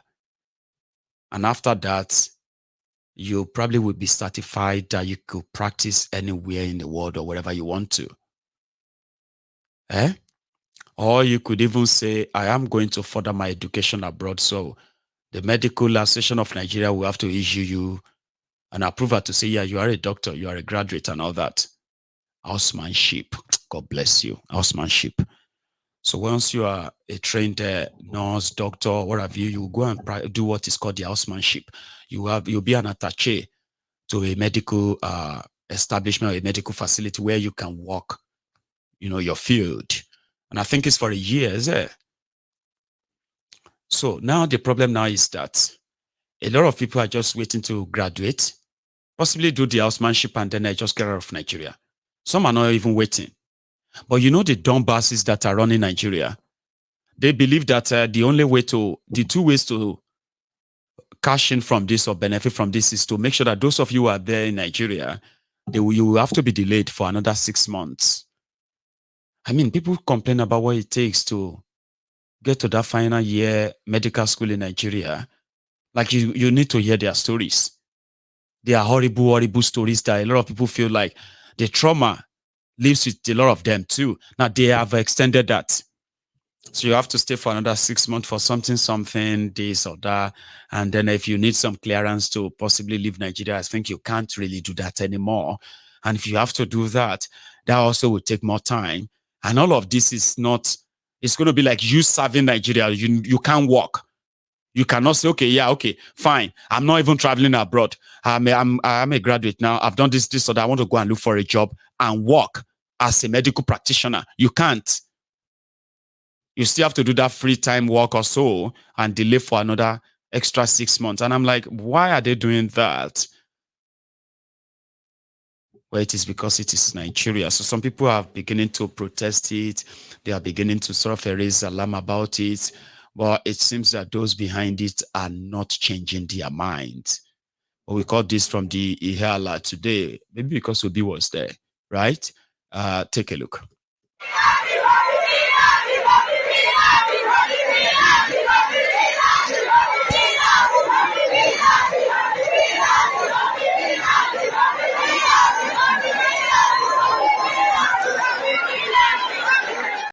So why were they saying they love him? They love him in a Hiala.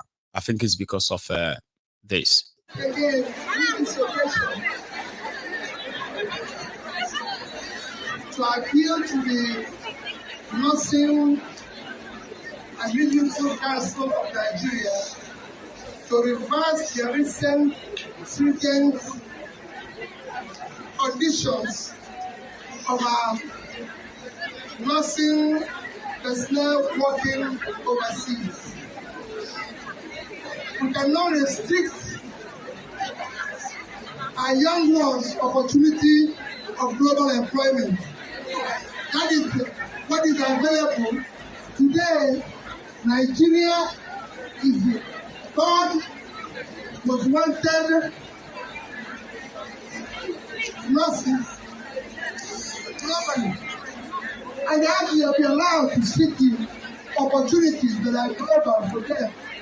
What we should do as a nation is, since we have these young ones that are productive and everything, is to invest more in a shop at a more nursing college of nursing sciences all over Nigeria. But we never look at government produce more, ensure that we give them the fastest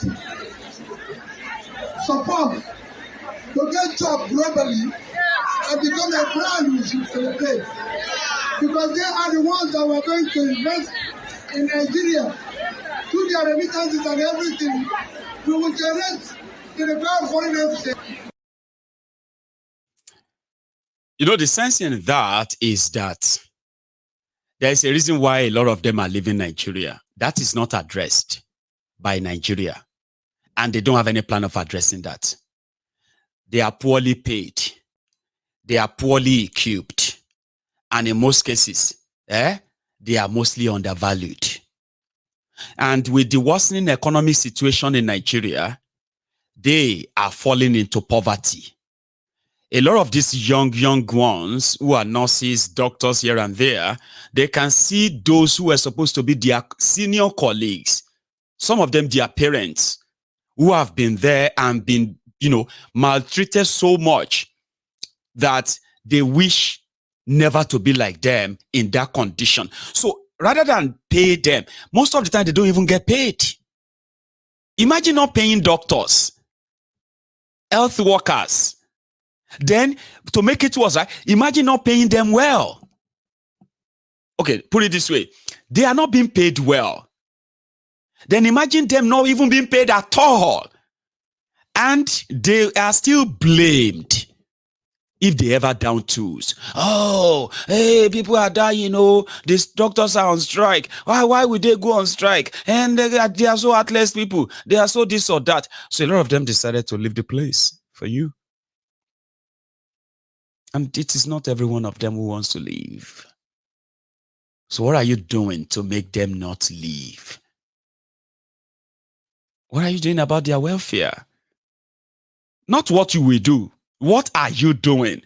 These rogues are saying that if they want to leave, they should leave. Nigeria produces enough doctors, produces enough nurses. If they want to leave, they should leave.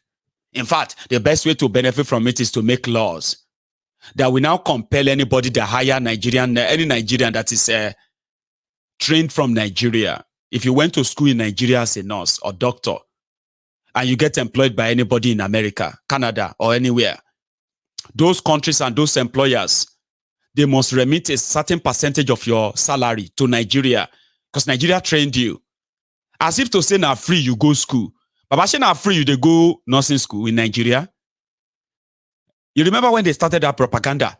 It's unpatriotic. How can Nigeria train you? And then you will now abandon Nigeria and go abroad. You remember when they were gaslighting you, doctors? Nurses, when they were gaslighting you? Did you go to school for free? Did you pay for all those lab tests and those lab training and all of that? Did you pay for them? Did you get them for free? This Olori Brukus believes that you hold them, Abi, even when they treat you like a piece of shit, right? Then they said, okay, if Nigeria did not train them, and can't they be patriotic to Nigeria, patriotic to poverty? You are not angry that the criminals in Nigeria don't give a shit about them. You want to gaslight them to make them feel bad that they do not, or they didn't go to school, so that they will end up and their family will end up in poverty. You are not pained about that. So they tried to gaslight you that time. You remember? So now they want all those countries that employ you to pay some part of your salary to them in Nigeria. They are making the law. Oh, now so now they laugh. Say, come, maybe they can't collect time now. They are so full of themselves in that place. You see those rogues running Nigeria. They are so, they live in their own world, right? And then you begin to wonder, how do people actually understand them, that they are comfortable with them, that Nigeria is still accommodating and allowing them to run riot like that? They call them leaders. How? They always want to benefit from every mystery. And that is why they are trying to stop you, as if to say that will stop you. Baba? Instead of spending 1 year in Nigeria, in that their nursing school and all that, with all you already know. This abroad too will give you a very nice course in your field. All you have to do is to do 2 years. And you see what they want to, even when you are doing that there, you will still be earning money, you will still be paid, much appreciated, much valued, and you can even dream big for when it's going to be, you are going to get your practicing license from these countries. But these rogues don't think that way. They decided to go about with it and they issued a circular. That's it. That's what we're going to do to stop people from going abroad. That won't stop people from going. It will even encourage them to even leave more. But you see the rest of you that are clapping for them. Those of you that they are easily deceiving with all this free talk, with nothing really being done. Shama sick you. If you go for sick anyhow, you could even when you get money. Majority of those that are left, that are being maltreated, assaulted, abused, economically disenfranchised, disempowered, they are the ones who are now there. Cripple for life. See, they are leaving those ones they can easily frustrate to attend to healthcare. Allah seek you. Only gun labere lori o. Elomi le sọ fẹ́ pé well listen. The injection chemochloroquine to ma fún ẹ. They have to inject your head. Inu Nigeria ló ń bí wọn. They will be the product of the frustrated ones they are keeping there. And now your body, they go to test all those anger. Ma lo seek you. Whether you like Mayegun or you don't like Mayegun. Ma lo seek you. Koluwa ma wa pẹ̀lú wa. Obi was joining them when they are protesting that they want to see what they are doing to us. This is unfair and all of that stuff. Because he was around, so he joined them. This is other part of that show as well. I don't know that I'll buy, I'll try and do this. I'll send bags of rice. I'll send 1 cow. And I'll send 4 drinks for it.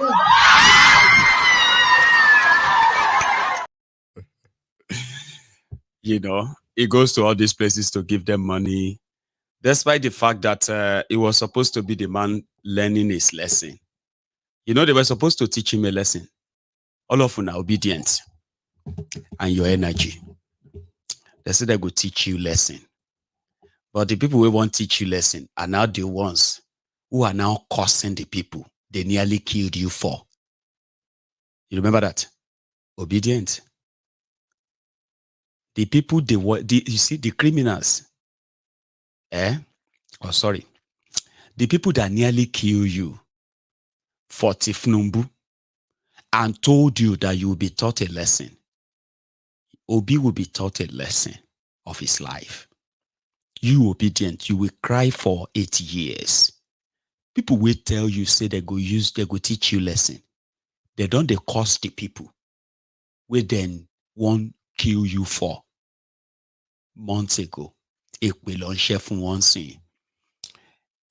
that they will teach lesson in the last, in the last 9 months. For those of you who have been keeping track, I don't know if I've been keeping track enough.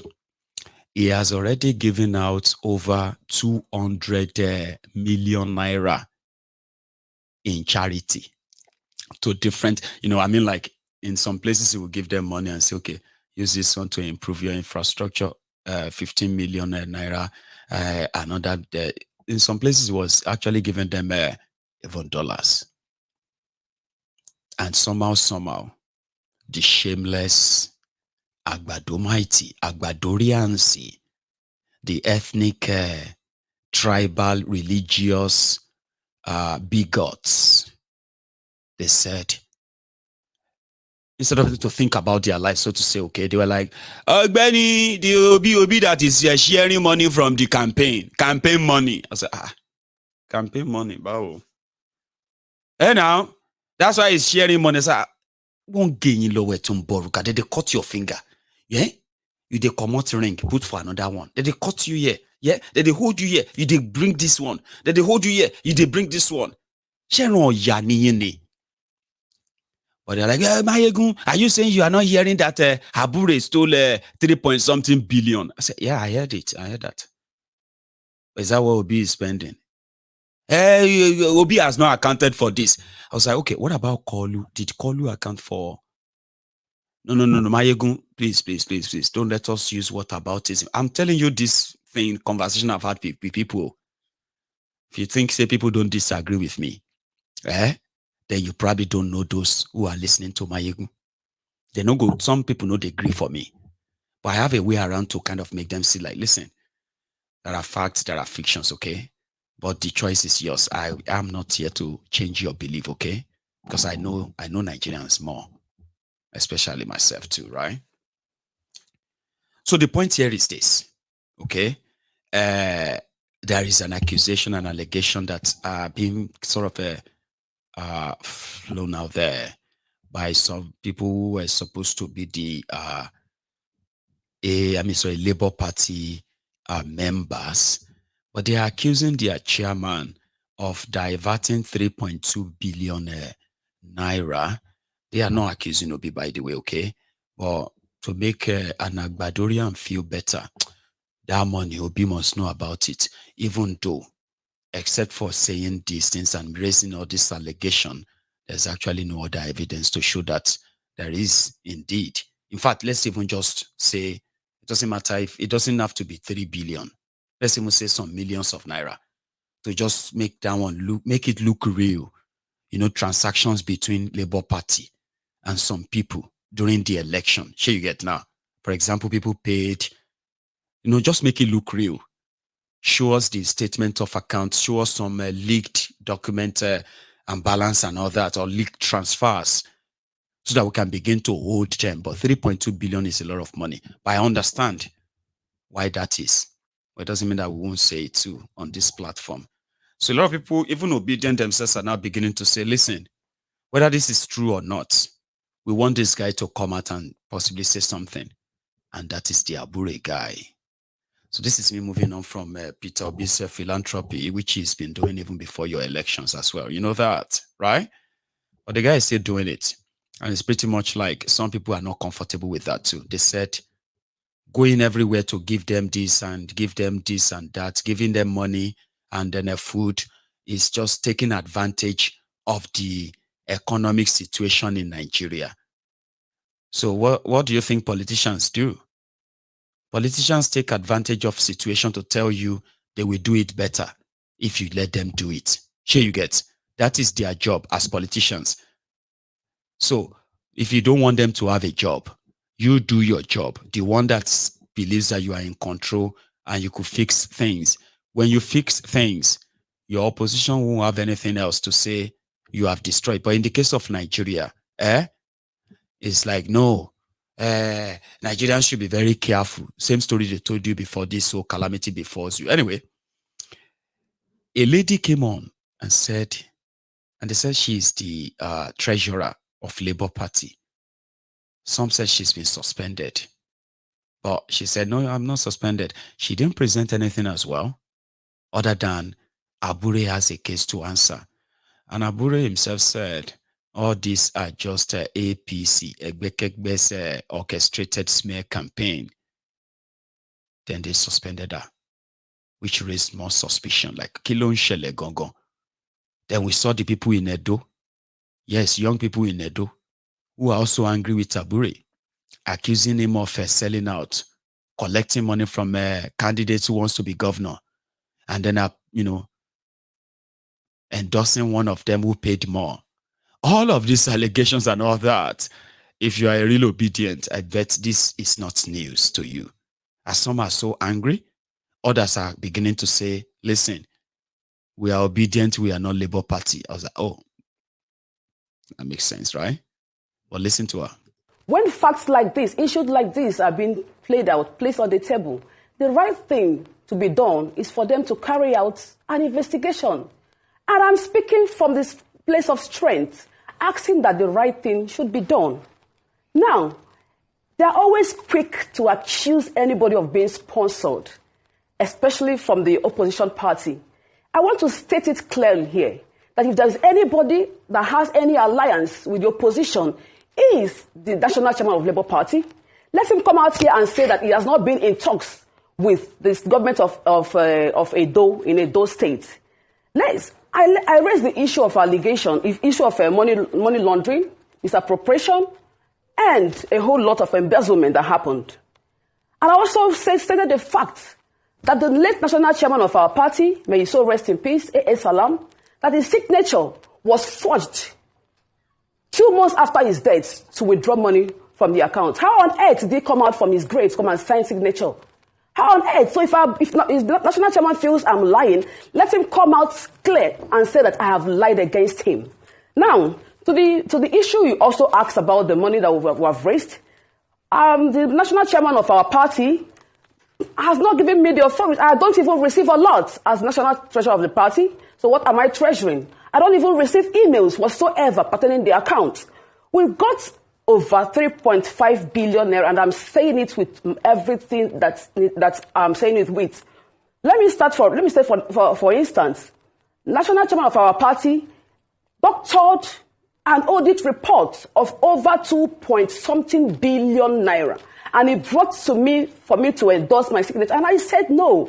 How on earth did we get this kind of amount? Because I never knew that we had such an amount of money. I'm only aware of the 55 million that passed through my account, which I've also tendered. I've also explained to the world. I've also given letters saying this is how those money were spent. Then, the off-cycle election in Bayelsa, Kogi, and Imo State, we got 958 million naira. Now, the rerun that happened a few weeks ago, party got over 30 million naira. This present Odoh election, we've gotten over 200 million. Now, add it up. These last figures I've given out, plus the over 2-point-something billion naira. What are we talking about? The money runs into billions. But because the national chairman of our party is full of deceit, he's not the person he claims to be. Maybe because of the size of his body, that's like people tend to believe him, and because he wants to leverage on our leader, Mr. Peter Obi, and also want to buy the sympathy of people. I want the people to also know that he's not who he says he is, and I'm saying that the pop sec of our party, Mr. Obiora Ilo, is not in the position to clear Abure of any allegation leveled against him. I charge the Barrister Abure to come out clear and tell Nigerians that I have lied. And I want to state, because I've written a lot of letters, I said that the internal mechanism failed. Yes, it actually failed, because I've been pursuing this for the past 7 months. Check my letters. If I was being sponsored, then why did it now take this long? Because I was trying to exhaust everything exhaustible before I can now come out clean. Then, just last week on Friday, what the national chairman normally does is, when issues are being mentioned, are being raised, instead of him to tackle the issue, he handpicks the people that but licks him. He handpicks them to come and do the job for them. And at the end of the day, those ones will clear him off every allegation and suspend and recommend for suspension. And I'm not one to sit down and watch things go wrong. I want national chairman to come out clear and say that I have lied, and say that monies have not been embezzled, and say that monies have not been transferred to individuals' account, to families' account, to wives' account, to brothers' account. Abure runs the party as if it's Abure and Nigeria Limited. Right. Do you know why I'm really pained? Just this week, just 2 weeks ago, a young staff of the office her account was being used to launder money, to transfer money. And she doesn't even know, unfortunately, that she might be going to jail. And a woman for that matter. And I'm a woman, I'm speaking for her now. Because she doesn't even know the gravity of what she has done. Why would national chairman send 10 million naira to her account, only for her to send the money to another account that will get to national chairman? National chairman should come out clean and say that I have lied against him. That is what I'm insisting, that nobody should speak for him. And anybody speaking for national chairman is not being sincere. It's not being fair. Because if we are preaching transparency, we should preach it with our full chest. All right. We can't keep on criticizing everything. Why corruption is eating deep. Okay. Do you know that I almost believe her? I'm not saying she's lying, no. Don't get me wrong, go. And I'm not saying she's saying the truth, though. But the passion at which she put all those conjoined numbers together, are really, really convincing. Is it because she's a woman? They kind of are so convincing to say, transferring money to account of brothers, sisters, this or that. And, Even a lady that could go to jail. Or the money they made from the sales of election forms. You know, all of you who bought forms. Even those who bought forms from Bayelsa, Edo, and all these places. If you put all this money together, it runs to billions. That's what she said. 3-point-something billion. And she's the treasurer who probably have no access to the party's account. Because if she had access to that party's account, like she is currently saying, and they forged her signature, because our signature should be part, I believe, should be part of those who take money out of the party's account. Or is that, no? I don't know, anyway, but she has to be aware. And by her position, she would have access to all the documentations that has to do with the party's account by her position. So, two things. It is, if we go by our own position as the treasurer, that means somebody like that don't just talk. They talk with evidence. Because she is talking as the right person who can tell us the state of a Labour Party's account. Do you understand? So you don't manufacture number. You don't say 2-point-something billion. No. Somebody who is actually in charge of that thing. They have every document. The one that convinced them that a lot has gone wrong in this place. Do you understand that, right? So she's not presenting any. She's asking government to help them investigate. But she's very sure that they transferred money to individuals' account, brother's account, this one's account, and that one's account. She's very sure. Especially 10 million that was sent to somebody, even though she has no evidence with her. But she is sure, which means it is either she's still keeping the evidence to herself and expecting Abure to deny, then she will now release all of this document. It's either that, or they have shut her out of the whole thing completely. She has no clue what is going on with the party's account. And that is so painful to her. Do you understand that? Like, you get what I mean? She's aware how money went in. But at some point, she's been cut off. She has no idea anymore. Then she started manufacturing, figures and all of that, hoping that something is going to stick and we can get to the bottom. Madam, if you have evidence, I am one of your, your supporter now, because you nearly convinced me. But if I begin to use my sense, I can say, no, shut up. But that doesn't mean that nothing is missing or nothing is wrong. Don't get that wrong. I'm not saying nothing is wrong. Something is wrong somewhere. But the madam, also, she doesn't know. Like me and you, we don't know. So you and I can sit down and say, it's true, Joe. Do you know how much money they sold form? Do you know how many people collected form for House of Assembly? Do you know how many you know that, eh? And you and I can begin to put the numbers together. And guess what? We can come up with about 3 billion naira too. And then what is next? What did they do with the money? Where's that 3 billion? You and I have no access to the account. Since we don't, let's move on. They must have spent it, Joe. They have spent all the money. Look, Baba, see, now Nigeria, no, they do yourself, eh? That money is gone. That's exactly what the treasurer of Labour Party is doing. You and I be apologist. But she's not supposed to be like me and you. She is somebody in a position to present evidence that can help us like. But she was right. She said she will be suspended. So they suspended her after that. But in Edo youths know, say, Abure no clean, say. Abure won't spoil thing for us. Abure is in bed with Obaseki. And that is unacceptable. And they protested. I'll show you.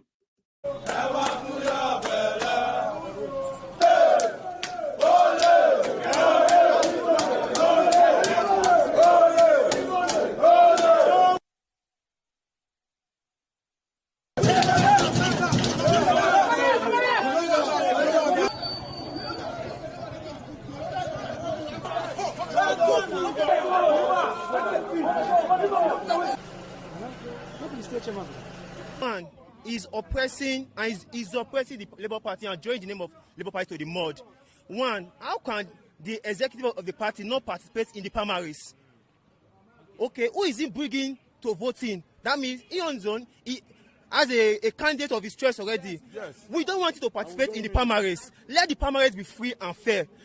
Let everybody go and vote for the candidates they want. We don't want Abure to involve in the primaries.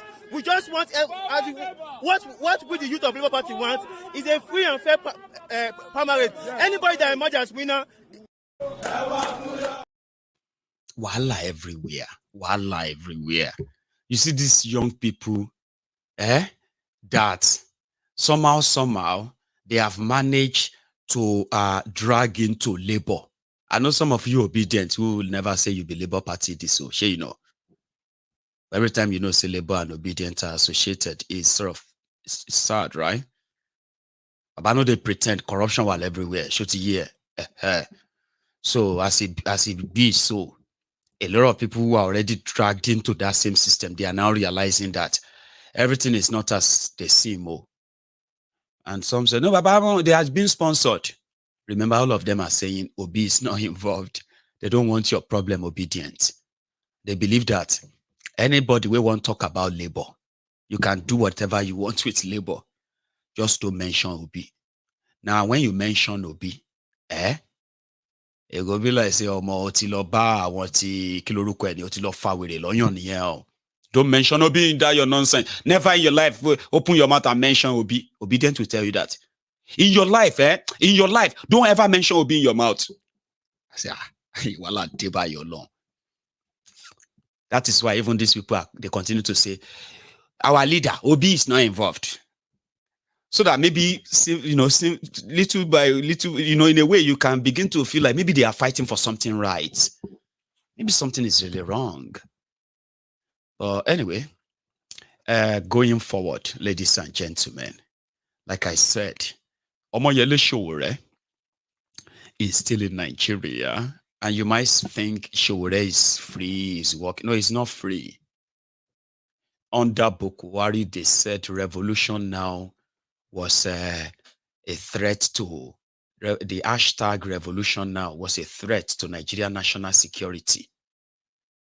And Sowore that was championing that, and others, they were kidnapped, tortured,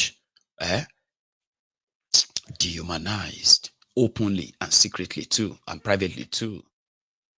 Then finally, when they couldn't hide much more anymore, with no evidence to indeed convict him of any crime, their court freed him. But there are so many other cases that they've brought up against him just to keep him there and keep him somehow powerless. But they've not been able to do that, except that they have managed to keep on his passport. He can't travel, he can't go and see his family. He can't, in fact, at a point they actually banned him into Abuja. He couldn't go to another state outside Abuja. But he kept fighting and he kept fighting. Today was one of them. But today they added a little bit of a protest to it. Like, Nigeria government is running away from their courts to come and answer why they won't honor their own court judgment that said his own passport should be returned to him. He's done nothing. He's committed no crime. Nigeria won't show up in court. So therefore, court would have to adjourn. So today, they staged a protest to remind them, the revolution you are running away from is so close than you can imagine. And few other cash activists around him today. Teji was even there. The human rights cash activists. But however, Mo will say hello to these guys on the street today. I think I kept that. Where did I put that earlier? I think here. We'll use this one. The revolution they are running from is getting closer. There's none of them that ran that election, whether Atiku, Tinubu, or Obi, that should not be in jail or in prison. If we're to run a smooth country. And the enshrinement of true democracy in the society. And that is the stand of the ANC. ANC! Take it back!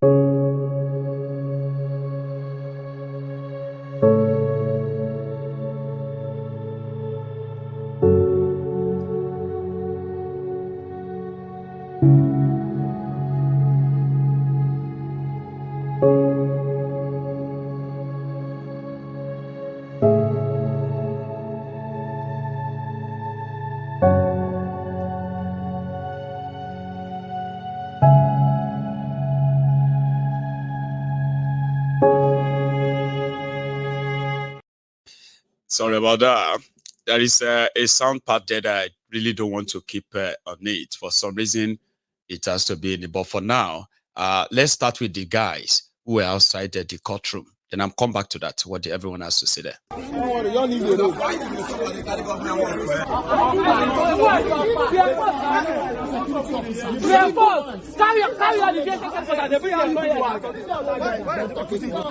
don't discuss this man before. We don't get understanding. I can't come and say what you for. Why you to shout at me?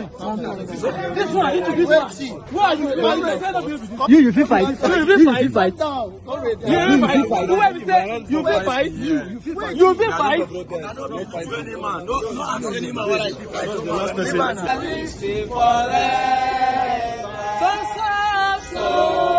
Solidarity forever. Solidarity forever. We shall always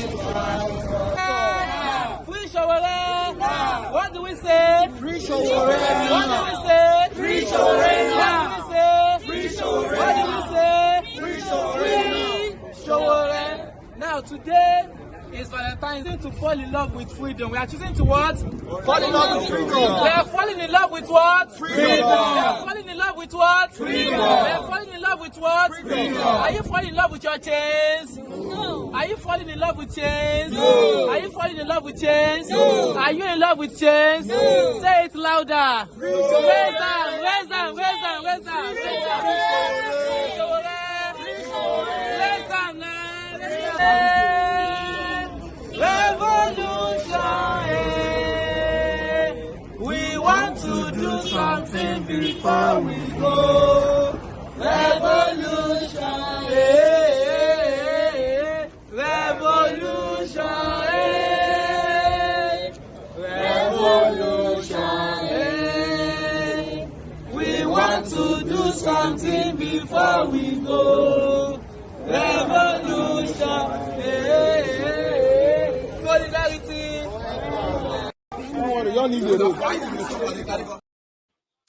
So those are the revolutionists who were outside their court today to remind them that they should free Showore. Thiefnubu inherited all Bokohari's supposed enemies, and therefore he would then inherit all of the self-inflicted Bokohari's problems. So nobody should continue to give any excuse for Kolu. But like I said, there were kind of more outside the courtroom where Omoyele Showore himself and then a few others. But mind you, it was actually the AAC party that coordinated that, public sort of a protest there to the court that let him go. Okay, so for those of us who have been asking that people should try and bridge all their differences and come together and build a stronger force and get rid of these criminals at the right time. So I sort of want you to know that the system doesn't want that to happen. Okay, I don't know how you can force them to actually give out, free him for real. But we'll add our voice to that too. Well, listen to this just before we go on to that, right? Listen, sure. Yes. It's very difficult to love in this country because the country doesn't love its citizens. But we have two tracks to how we look at Nigeria. As a friend of mine told me yesterday, is to say, are we concerned about Nigeria or Nigerians? It seems that we have lost Nigeria, but we have not lost Nigerians. So that's why we keep pushing. But regarding our case, as we have always told you, the federal government has no case, and they are not interested in prosecuting any case. When we got to court today, they brought two lawyers who look very confused, as usual. Yes. The last lawyer who was rude to us, they claim they have transferred her out of the Ministry of Justice, or the Ministry of Injustice, which is back here. And they said because they just received the case file, they are not ready for trial again today. This is after 5 years. Reminding the judge that he threatened last time to dismiss this case. Why is he still not doing the needful? But the judge, as usual, also gave his own excuses that he wants to exhaust the process. We know that if they have 100 years, they have no case. Yes. And we said it from the beginning, and I keep reminding everybody. In 2019, even before I was arrested, that nobody can prosecute us. Nobody can prosecute the revolution. But the good news is that the revolution they are running from is getting closer. As I've always said, when the revolution wants to happen, a lot of events will happen. But the last trigger is always hunger. And the people of Nigeria are very hungry this time. A hungry man is a revolutionary. So Nigerians have been taken for granted, they have been battered, people have been destroyed, businesses are leaving the country once again. People cannot afford to feed anymore, even if they want. Insecurity everywhere, kidnapping in every corner, and the currency of the country. We also warned in this court when people were saying that Buhari has left to that Emilokon will be worse than Buhari. That is Tinubu, and it has also come to pass. Tinubu doesn't even care about anybody except himself and his criminal colleagues and board members who are running Nigeria, Nigeria PLC. They have done everything to destroy the economy. They have done everything to break an average Nigerian. And those who are saying that it is our turn. What is their turn now is suffering, hunger, starvation, sorrow, and a bloody lifestyle that is intolerable. The revolution that they have been running away from is now. Revolution now! Another challenge you. Another challenge you, double challenge you. Another challenge you, another challenge you, another challenge you, double challenge you. Papa come and see you.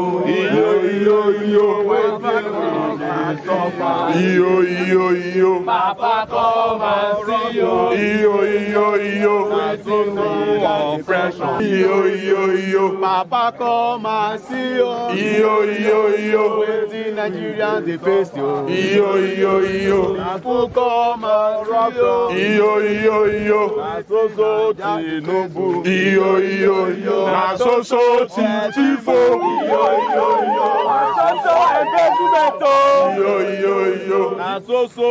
Embezzlement.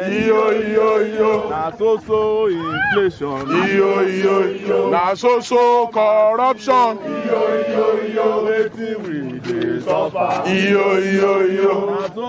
Corruption.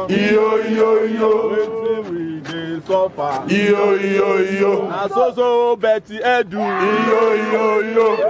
Enough is enough. Papa come and see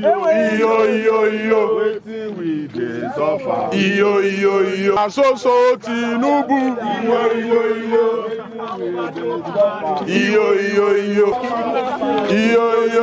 Greatest of the greatest Nigerian people. Yes.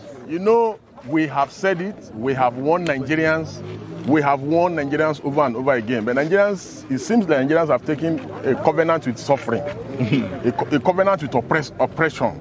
Because I cannot imagine where during the last election, people had several credible options and alternatives in the country. But they said they want to swim and die with corruption. Look at the Labour Party that people were jumping all over the place for. And were saying that, they are the savior, they are coming to save Nigeria. Now look at the kind of worms that we have witnessed in the Labour Party. The Labour Party cannot even account for campaign funds that it received during the last election. And this is 9 months later, 9 months after election. The Aburi looter in the Labour Party headquarters, who has been alleged severally of corruption, has just been recently alleged by the treasurer that he stole 3.5 billion naira from the campaign fund. We are talking about monies that was generated for just sale of form. We're not talking about the millions of dollars they generated during the election. We're not talking about money in their naira account that was generated. Yes, Obi has refused to come clean. You cannot fight corruption with corruption. That's number one. Secondly, it is also very important that we warn Nigerians about the Emilocons of this world.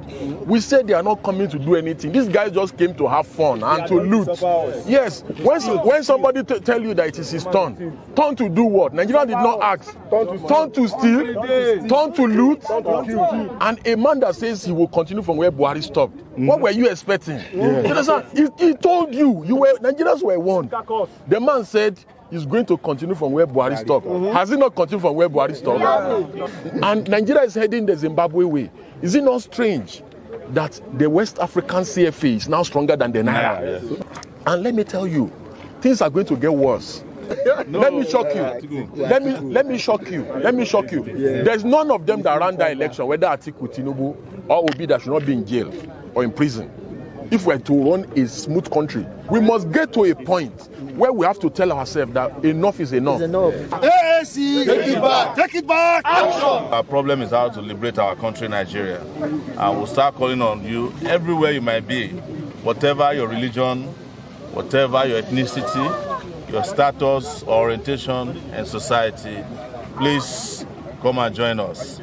Come and join us. Come and join us. Freedom is for me and you. Oh, come and join. Yes. Show. Because my time is so far spent, I'm just going to sort of enjoy the rest of the evening with you instead of taking the course. I still have a few things to share, all right? Because while we were coming back from that place, okay, and I thought, I wanted to have a little break, okay, and I sort of stopped by at this scene. Baba, I don't know if they were sharing bread or if they are selling bread. No idea. But this happened in Lagos just yesterday. What's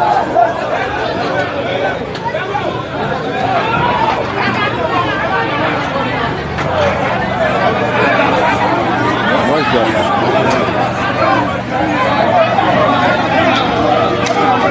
Hey, bread 100 naira can appear mad on career because of 100 naira bread. Hey, Nigeria. Hey, now wow, because of 100 naira bread. Hey, see Nigerians. God day. My bread does they share like this for inside Lagos Island. Abibi Oke Street. 100 naira bread.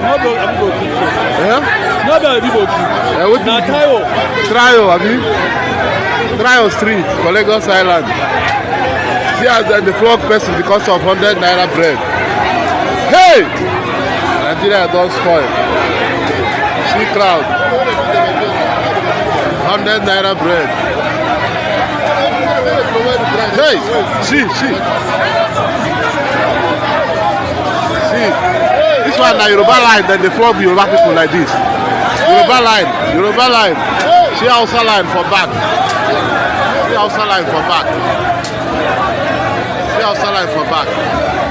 Just for them to be online. Never pursue Igbo people. Igbo no dey side though. Igbo no dey. We cannot do like this. Now me they do it every day. I'm the champion bread. Hey, now wow. Hey. All those that show up, we go through them. Hey, now wow. Every day they give them. This one in front of my shop. Don't be saying a lie. Hey, God damn. This bread is different when they flog person like this. Now this morning, early morning, Valentine's Day, and they flog person to collect bread. In front of my shop for Lagos Island. Hey, Nigeria, sorry for you. Lagos, sorry for you. Hey, wow.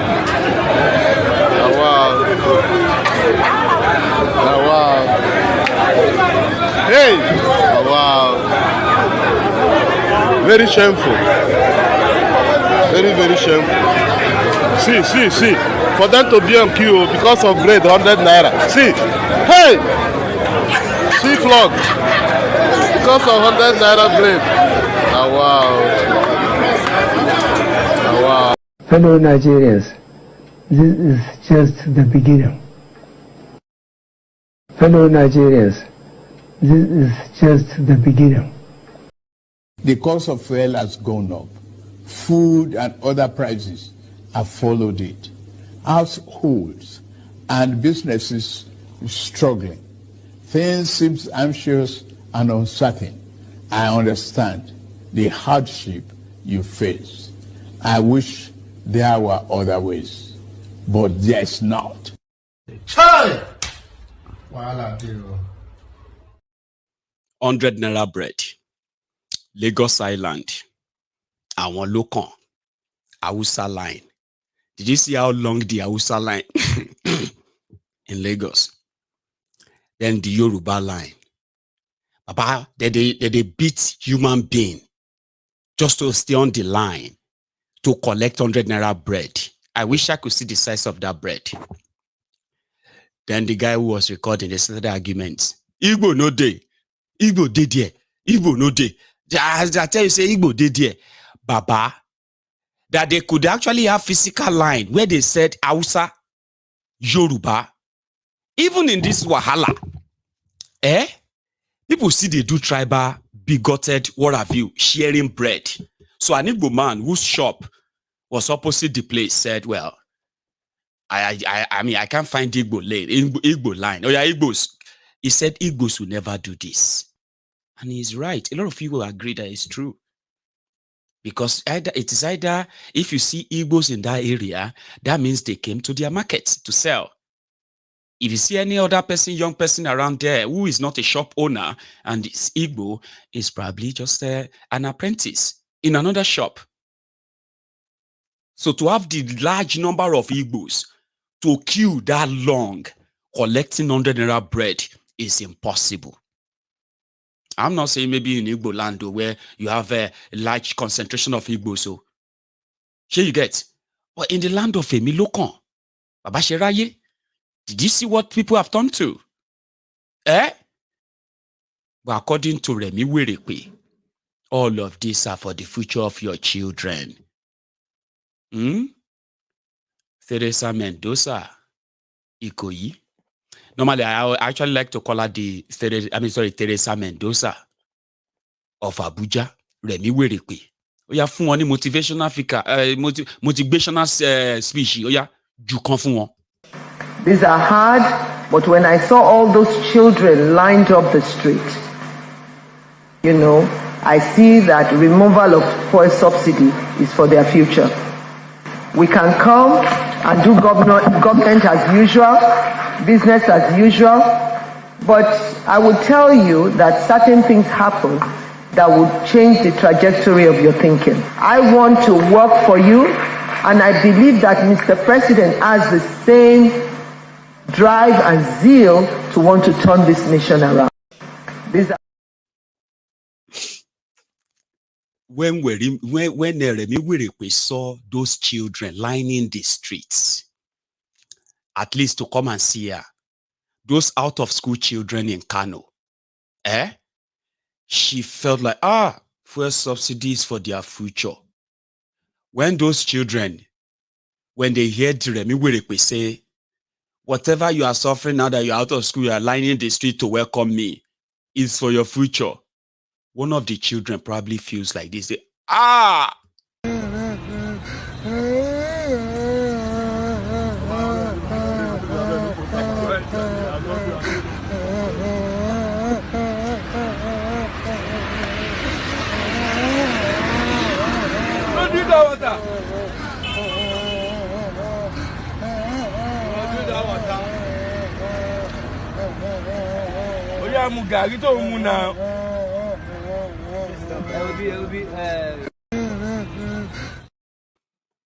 Because whatever you are going through now, they are convinced that more of you are still going to line the streets. And if you are lucky enough to be lining the streets alive, so maybe all the Remi is promising you will come to pass. Some people are going to line the streets dead. Ebi ló máa pa wọ́n kú. Ebi máa pa àwọn èèyàn physically táwọn èèyàn máa kú sílẹ̀ báyìí. It is already happening. Do you understand? So lining the streets, ejekama so kama clear. To line the streets, begging abi to line the streets, ingbati hunger has finished you, dead, lining the streets. They are so sure and so bold, also very, very confident in that their failure trajectory, because some people are still clapping for them. So when I was about to come online tonight, so what happened is that I saw an headline where the Sultan of Sokoto, the Uthman Danfodio's grandson, the great-great-great-grandson, Sultan Sokoto said, Nigeria is sitting on a keg of gunpowder. They may not be able to control how the people are going to react anymore. He's talking about those regions. He's talking about the region that once called protesting against government hardship on Nigerians was haram. For 80 years, it was haram. And he's now telling Thiefnubu that, it be like say, we not go fee control them anymore. All these things where they tell them since that say, but I say this hunger is speaking another language to them. And it's like this hunger is speaking the language they understand. So this is to remind you, say, if nothing is done, you might be sitting on a keg of gunpowder or anytime literally explode. Sultan Shati threatened Thiefnubu in a nutshell. So that anything where Thiefnubu see in collecting like that, left, right, and center, wala take boju, wala everywhere. Anyway, from somebody who was in Abraka. Is it Abraka in Delta State? Should be Abraka, Delta, Labraka, Abiugeli. Okay. From what we have heard, right? They said the state that kickstarted the NSAS 1 was almost kickstarting or may still be able to kickstart the NSAS 2. The police brutality attack on people has led to the death of one, I heard, and a bloody, experience for many. Now, they took to the street in Delta State to protest police brutality again. And just before this morning, when just before that happened, somebody had this encounter with the police in that same state. Okay? Just listen to their conversation. And from there, I want you to remember that this is an encounter between a citizen and the Nigerian police at night. And you can deduce whatever you think from it. Then I will take you to Delta again during the day when they said, we are done. We don't want police anymore. Really? Watch. No, I have to make you out such my car now. It's allowed. That IG gives instruction about that. No. Yes, sir. Okay. IG say what? IG gives instruction about Call that. the IG. That is not a crime to make a video where you're searching your car. Call IG now. Talk. I should call IG. Put talk to IG. If you now. I can't call IG now. But that's call him. instruction. Call him. Let me talk with him. Whether that's instruction. Okay, make me a do video for you. Hey, you can do now. No problem, sir. No, you can't video me. No, I have your to. Eye is here. No, I have to video you. No, lie. No. I will go park your motor for headquarters. You can go and park it now. Oh, yeah. Let's go. If you know off that camera, your eye is your No, hand. I won't off it. You can search my camera and video you. No, oh yeah. You want it like that. Huh? Let's go to anywhere. All right. You are opening my car without me being there. Yeah, I know they hear you. I will to video is not a kind to video you. Come. If you want to, no. Excuse me, please. No, you will not enter this way. You are stopping from you don't want me to search your car. I don't want to search my car. Yes, you don't because want I'm making a video. That's searching my car. You don't want it. If you don't off the video, I can't do that. I'm not stopping my video. Your presence is here. No. Okay, well done. I should take me anywhere. I say, see my man. Take me anywhere. Sir, come first. With this man. I don't know. He say he must put video on video. The video me say. Yes, it's not wrong. Kevin, you're searching my car. It's not to make a video while you're searching my car. It's not a wrong thing to do. Harrison. I'm hearing, sir. What is your issue now? This one, Harrison. Now when he stopped me. He stopped me to search my car. And I told him it's not a crime to make a video searching my car. So it's not a crime. Why now angry? Now let me enter my car. He said I cannot enter my car. Why not stop me enter my car? Is there a wrong thing to do? It's not wrong. When video is finished, you give me the picture. Let me see IB. Good. It's not wrong to make a video. Video him. Yes. Did he slap you? I said he want to search my car. Did he slap you? Can I on the video? He said he did not slap me. He did not insult me, and I did not insult him too. But he's a you policeman. search him now. If you search him, you let him go. That's all. There's no crime. But let me tell you something. The way you are against police is no good.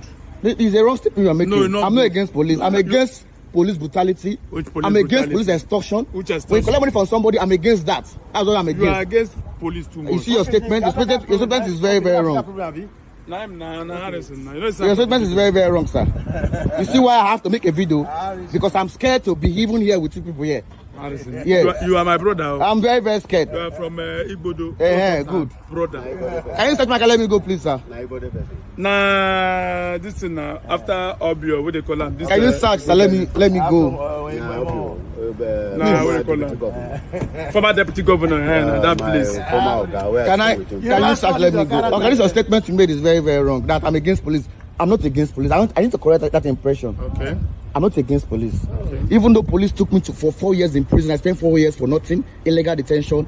I am not against police. I advocate for police. I do. Search, go ahead and search. No, I can't off my. So that's Harrison. Harrison Guamshu. I can't remember his second name. So he's a guy who happened to be a police, the victim of a police brutality in Nigeria. He was, wrongly arrested because he couldn't pay the bribe. He ended up on awaiting trial in Nigeria prison for over 4 years until he regained his freedom. Now, this guy is now kind of dedicating his time exposing the criminals, the extortionists, the extortion racket within the police, okay? When citizens are extorted, because Nigerian police are the #1 kidnappers in Nigeria, in case if you are not aware. They will kidnap you under the arm of gun. They will take you to a secluded area, threaten you that they can kill you and nobody is going to see you. That even if they see your body, they can say you are an armed robber. So they will threaten you until they probably empty your bank account. More guys were clearing 30 million, 40 million from Nigerians, policemen. So this guy is sort of going after that. Once you get extorted by the police and you get in touch with him, about within days, so he eventually built himself enough that he has relationship with some of the top police officers. So he could reach out to them when he has evidence of extortion. All right. And some policemen have actually lost their jobs, including even being jailed too. Not like being locked up, okay, in Nigeria. So some knows him, not many, but in that regard, he was quoting their police IG that it is not a crime to record the policemen if they are searching you or searching your car or searching your bag, because around that is not illegal. But in Nigeria, did you see how they quickly approached it? Those are Nigerian policemen, and that's their language, okay? Broken English, and I don't even want to go into that. The unprofessionalism of these criminals, who are mostly, right, career criminals all their lives too, wearing that black uniform. They've gotten away with a lot, okay? But these days, a lot of them are still very kind of foolish, existing in that contraption like is an isolated place. In this 21st century, where technology is everywhere, these ancient rogues in Nigeria and this ancient force and their officers, they still get caught every now and then, okay? Extorting people, transferring money to their bank, to the point that some of them are working about with BTC accounts in order to extort people with bitcoins and all that in Nigeria. So this guy was there, and he's been doing well. So I wish him so well. Harrison, great job. So a lot of people have been their victims, and he's come around to rescue them. Okay. So today in the same Delta State, young people, they took to the streets.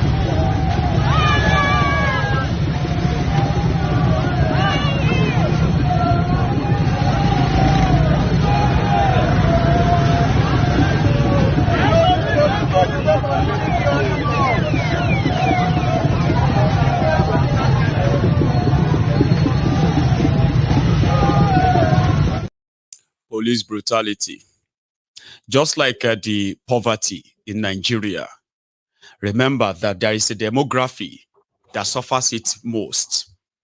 As everyone talks about poverty in Nigeria, how people are poor and all that, a lot of people don't know that it is the young people that are suffering more. I'm talking about the immensely from the effect of the ruined economy and the spreading poverty. Young people. When you take a look at the statistics of unemployment in Nigeria, and you look at the demographics of those affected, you will also realize that the young people takes the largest share of unemployment in Nigeria. They are educated, they are graduates with no jobs, young people. Therefore, the pathway to poverty is already laid before them, and it is not escapable. Only few manages to bridge it and break the circle and jump out of that poverty pathway that these criminals have already laid. Young people. When you look at the police brutality record in Nigeria, seriously, you will also see that the demography that has suffered a lot in this aspect, in this malady, are also the young people. That is why it's so unfortunate that the young people who manages to sum up courage and stood up against the establishment and the system for the first time last year in your elections, they were served the dose of outbreaks they served their parents. I'm glad that a lot of you are not giving up, because young people who responded and felt like they could have something better and they believed it, they did try and give it to them, because they have been the demography that has suffered greatly from the consequences of bad leadership in Nigeria. Young people. And that's why when people ask, what are the young people doing? How could Nigeria population be 70% of young people? Imagine having a population of 210 million people, and 70% of those people are people between the ages of 0 and 30. People who are 30 years and below. Wow. And yet they have no power to change their destiny. From the hands of these relics, these septuagenarian, octogenarian criminals. That's why we need a lot of revolutionary minds, education, information, enlightenment that tells them that makes them understand the astute danger, the absolute danger they are in if they continue to be complainants or continue to be victims. But if they can realize how powerful they are with that number, which is something the establishment is so scared of right now, and they're spending a lot to propagate so much fear. Don't try it, so they will kill you. You know you are still young. You have your future ahead of you. Don't let anybody tell you about any revolution. These are people who have their families abroad. They are not going there. Baba, listen. Anybody who get his family abroad is not affected by what you are facing. Anybody that can afford to send their children abroad for education or anything, they are not affected. Though. If you think you need those people who can afford to go abroad or those who live abroad before you can fight for your future, Baba, pathway to poverty. It is a no going back, no going back. Anybody that can afford to send his family out of Nigeria, their future is manageably secured. You that cannot afford to send your children from Ekiti to Akure, you that cannot afford to send your children to go and study in Togo, you are there and they are telling you that your future is better. Be careful, because your future is important. Future where they don't steal. Future of your children where they don't mortgage. They are telling you. Anybody that is telling you to go and fight for those future with their own family abroad, with their own children abroad, don't listen to them. Just go and pray that God should just do everything for us. Baba, your children are going to grow old and they will face worse than whatever you think you are facing now. And you know something? Those people who have their children abroad, all of us living abroad, you know something? Majority of us will still be living abroad. Majority of us will still be living fine. And guess what? The future they are telling you not to. Don't listen to them. That future they told you that they are securing for you. The one they are telling you that they are keeping for your children in 10, 15 years' time, you are going to be telling us, help me, help me, help us, help us. Our leaders are heartless. Our leaders are this. Baba, I left Nigeria 12 years ago with nothing materially. Just me and my sanity. 12 years after, if they are talking about growth, if they are talking about a personal development, if they are talking about a personal, re-education, if you are looking at somebody who you can say, at least, if I have been so starved of any success story I can point at, I know one Mayegu. I saw this guy grow. I watched him. I saw everything from the beginning. 12 years of my life, the ones that I managed to control by myself, without any input from the criminals in Nigeria, who told my parents that they were planning for my future.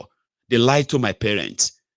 Until when I grew up, I realized that they had no plan for me. My parents couldn't fight anymore for me because they believed them. They left the fight for me. Now I am growing up. I have my own children. These rogues are telling me that they are fighting and securing the future of my children when I know they are not.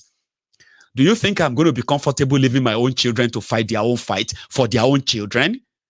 12 years of my life that I took control of my life without any input from these criminals and their policies. You can see progress, so even if you don't like me.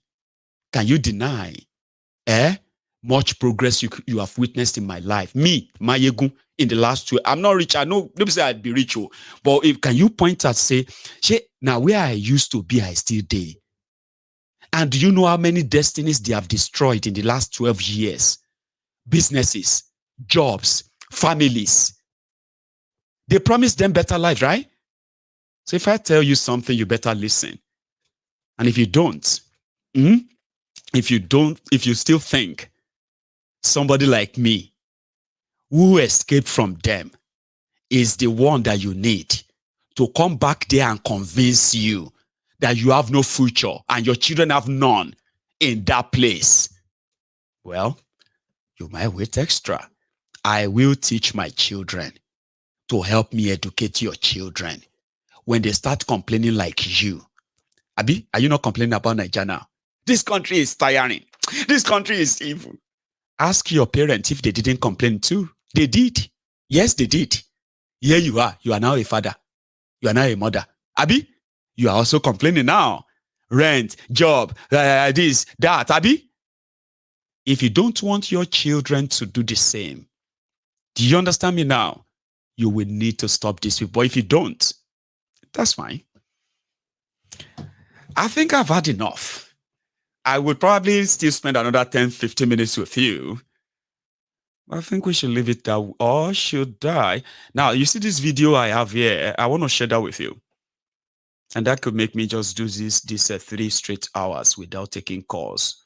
Are you bored? Because sometimes, when somebody just keep talking and talking until you just become so bored. Like, I'm bored. I'm bored. Are you bored? So that I can go. No? No, you will never be bored with Mayegun. Trust me, you will never be bored around me. I can speak like this for the next 6 hours. And you still will never be bored, except because you have work tomorrow. So I'm not going to keep you that long, okay? But see, pray for me that I don't get a backlash that is going to have me punished for sharing this with you. But it's so loaded with the truth. And it's spoken by a man of God, a pastor. A lot of us were raised to believe that what they did to us in slavery, the slavery they did to us, contributed to what we are today as Africans. As much as this rhetoric has been somehow like debunked to make us realize that you cannot blame colonialism or slavery and the rest of that on those, white people, as we call them, without acknowledging the local chiefs, black on black slavery, those who actually captured us, profited from it. Even when Oyibo stopped slavery, they still wanted it to continue. They looked for markets where they would sell our own ancestors elsewhere. Even when Oyibo, they told you and I to blame today. Then you have the neo-colonialism, where your criminal, dark-skinned politicians, technocrat elite continue to resell your countries back to the same colonialist. If we're asking for apology, restitution from these white people, why are we honoring those criminals who profited from this same slavery? That's why I'm sharing it with you. So pray for me that I don't get punished for it. I just can't let it go. Watch. Look at our traditional leaders and the slave trade. We blame the whites for the slave trade we went through. We blame the whites that they offended us. They took us as slaves. But let's wait for a minute. Who sold the black man to the whites? Who sold the black man to the whites? Our own traditional leaders. The enemy is not outside. The enemy is within. If we are asking the Europeans to pacify us and also to apologize to us, our traditional leaders must be the first to apologize on behalf of their ancestors for the evil they have done against their fellow blacks. Look at our attitude towards the environment and the destruction of our water bodies. All our river bodies have turned into dark brown. And you know what they said? In the next 20 years, if we don't stop this illegal mining, Ghana, we will import water to drink.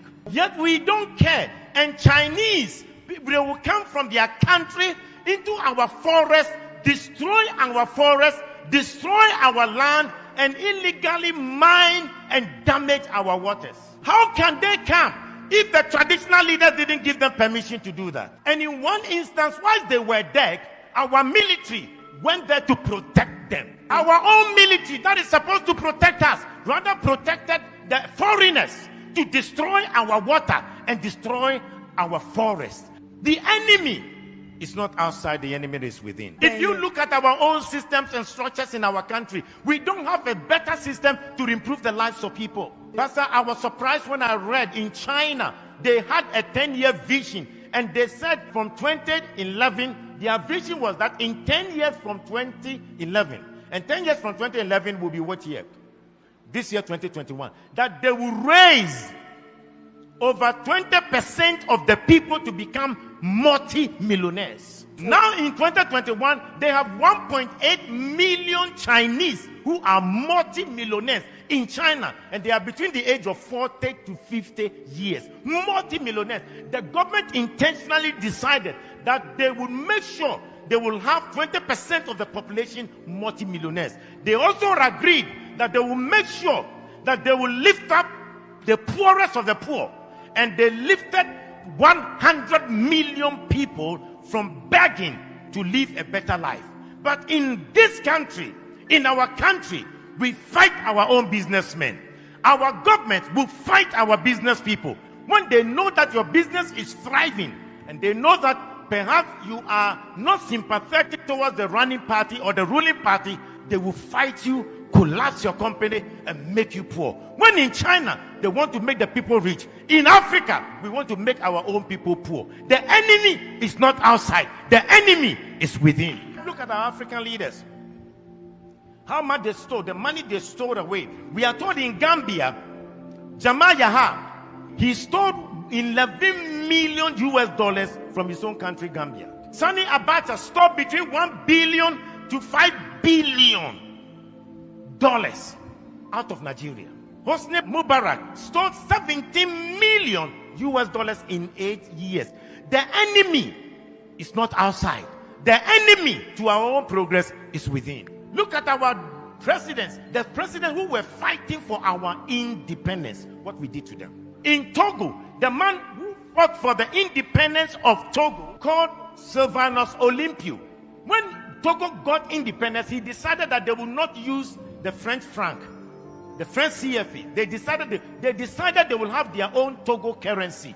And you know what? They used Iyadema to kill him and to get rid of him. When Olympians wanted to make Togo great, the enemy within, the Judas within, killed him. In Burkina Faso, the man who gave them independence, Maurice Yamego, was eliminated by his own people. When Thomas Sankara came, his own body group killed him and got rid of him. The enemy is not outside. The enemy is within. You look at our own country. Kwame Nkrumah started a new vision to develop Ghana, and who undermined him from within. They threw him out by Kotoka. Today we celebrate Kwame Nkrumah, but their own Judas will damage him.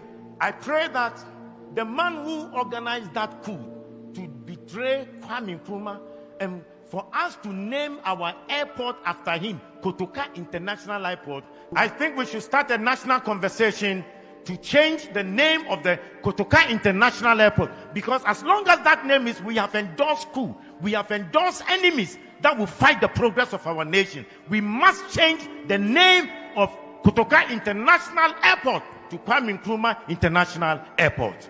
The enemy is not outside, the enemy is within. We need to ask God. The enemy is not outside, the enemy is within. A very powerful message. I mean, it's not new, but it keeps kind of, feeling new and new and new again with the happenings around us today. So I'll leave it at that. Now, Africa is where criminals are rewarded, the enemies within. Those that are being called the heroes past, especially in Nigeria, these are a bunch of criminals, opportunists, destiny killers that were never really caught because the system glorified, honored, and in fact, engraved them in our memories as heroes past. So if our heroes past worked for us to have a better life, is this the better life your heroes past work for? Because in the future, people are going to call Thiefnubu heroes past. They're going to call Obasanjo heroes past. They're going to call these past criminals and their lackeys, right? They're going to call them heroes past. They're going to ask you to play to Nigeria, your country, to be patriotic, loyal, and honest. When the rogues, the opportunists, will never be patriotic, loyal, or ever honest. So do you understand the whole cheating, the whole rigging? The system is rigged against us. If you want a balanced system that is not rigged against you, the one that is being used, that is already rigged against you, must die. Or else, we are all living on a borrowed time. We will die. And it's not going to be on our own time. It will be in the time of the rogues who have turned themselves to the demigods now. If you don't stop them, they will kill us. But until then, people like me will never stop talking. Until then, I will never stop raising your subconscious minds to the danger around you. Now, what you do with all this information, my brother, my darling, is completely yours. But you will never pretend that you never heard about this. Or you don't know. Oh, I didn't know that. Oh, when was that? Oh, I am so surprised, yeah? When was that? You will never pretend. Because even if you pretend to everybody, when you are about to become the victims of that Nigeria, when Nigeria is about to happen to you, the voice that will keep, ringing in that your two ears is going to be the voice of Mayegun, who told you, if you don't kill this system, it will kill us. So thank you very much. Like I said, I am so sorry I didn't take calls, okay? But better you probably enjoyed me to the last, Abby. So I am going to see you some other time. So thank you so much for your time with me this evening. And, don't forget, like the broadcast, share it, okay? And I will see you some other time. Good night.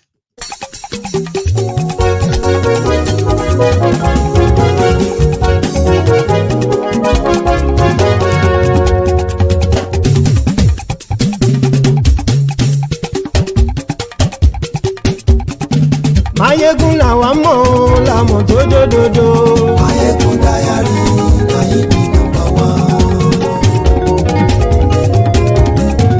Mayegun làwa mọ̀ làmọ̀ tó dòdòdò.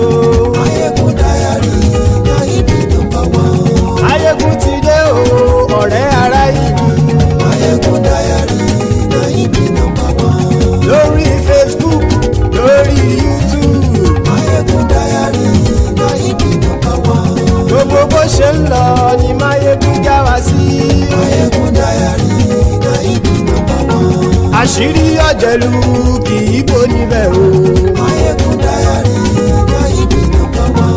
Bó bá ṣe eré àní Mayegun máa wí. Mayegun dayari Mayegun number one. Ó sì tún ṣe eré wàá gbọ́ níbẹ̀ o.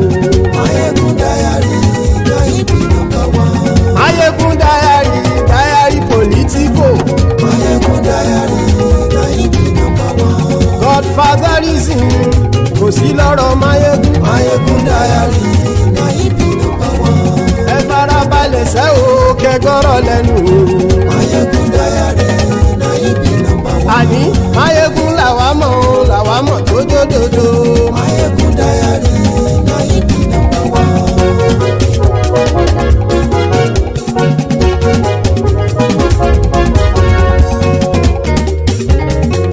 Àní ẹ̀sùn ràkì. Mayegun ti dé. Mayegun ti dé. Ọ̀jẹ̀lú ẹ̀sùn ràkì. Mayegun ti dé. Àní ẹ̀sùn ràkì. Mayegun ti dé. Lórí Facebook. Mayegun ti dé. Àní ẹ̀sùn ràkì. Mayegun ti dé. Lórí YouTube. Mayegun ti dé. Àní ẹ̀sùn ràkì. Mayegun ti dé. Bọ́ bàbá gbé wúrẹ́. Mayegun máa wí. Àní ẹ̀sùn ràkì. Mayegun ti dé. Ijó ìgbádìyẹ. Mayegun máa wí. Àní ẹ̀sùn ràkì. Mayegun ti dé. Bí pẹ̀sìdó bá rúfin o. Mayegun máa wí. Àní ẹ̀sùn ràkì. Mayegun ti dé. Bí gómìnà kówó jẹ. Mayegun máa wí. Àní ẹ̀sùn ràkì. Mayegun ti dé. Ọlọ́pàá tí ń gba rìbá. Mayegun máa wí. Àní ẹ̀sùn ràkì. Mayegun ti dé. Aṣòfin tí ń rúfin o. Mayegun máa wí. Àní ẹ̀sùn ràkì.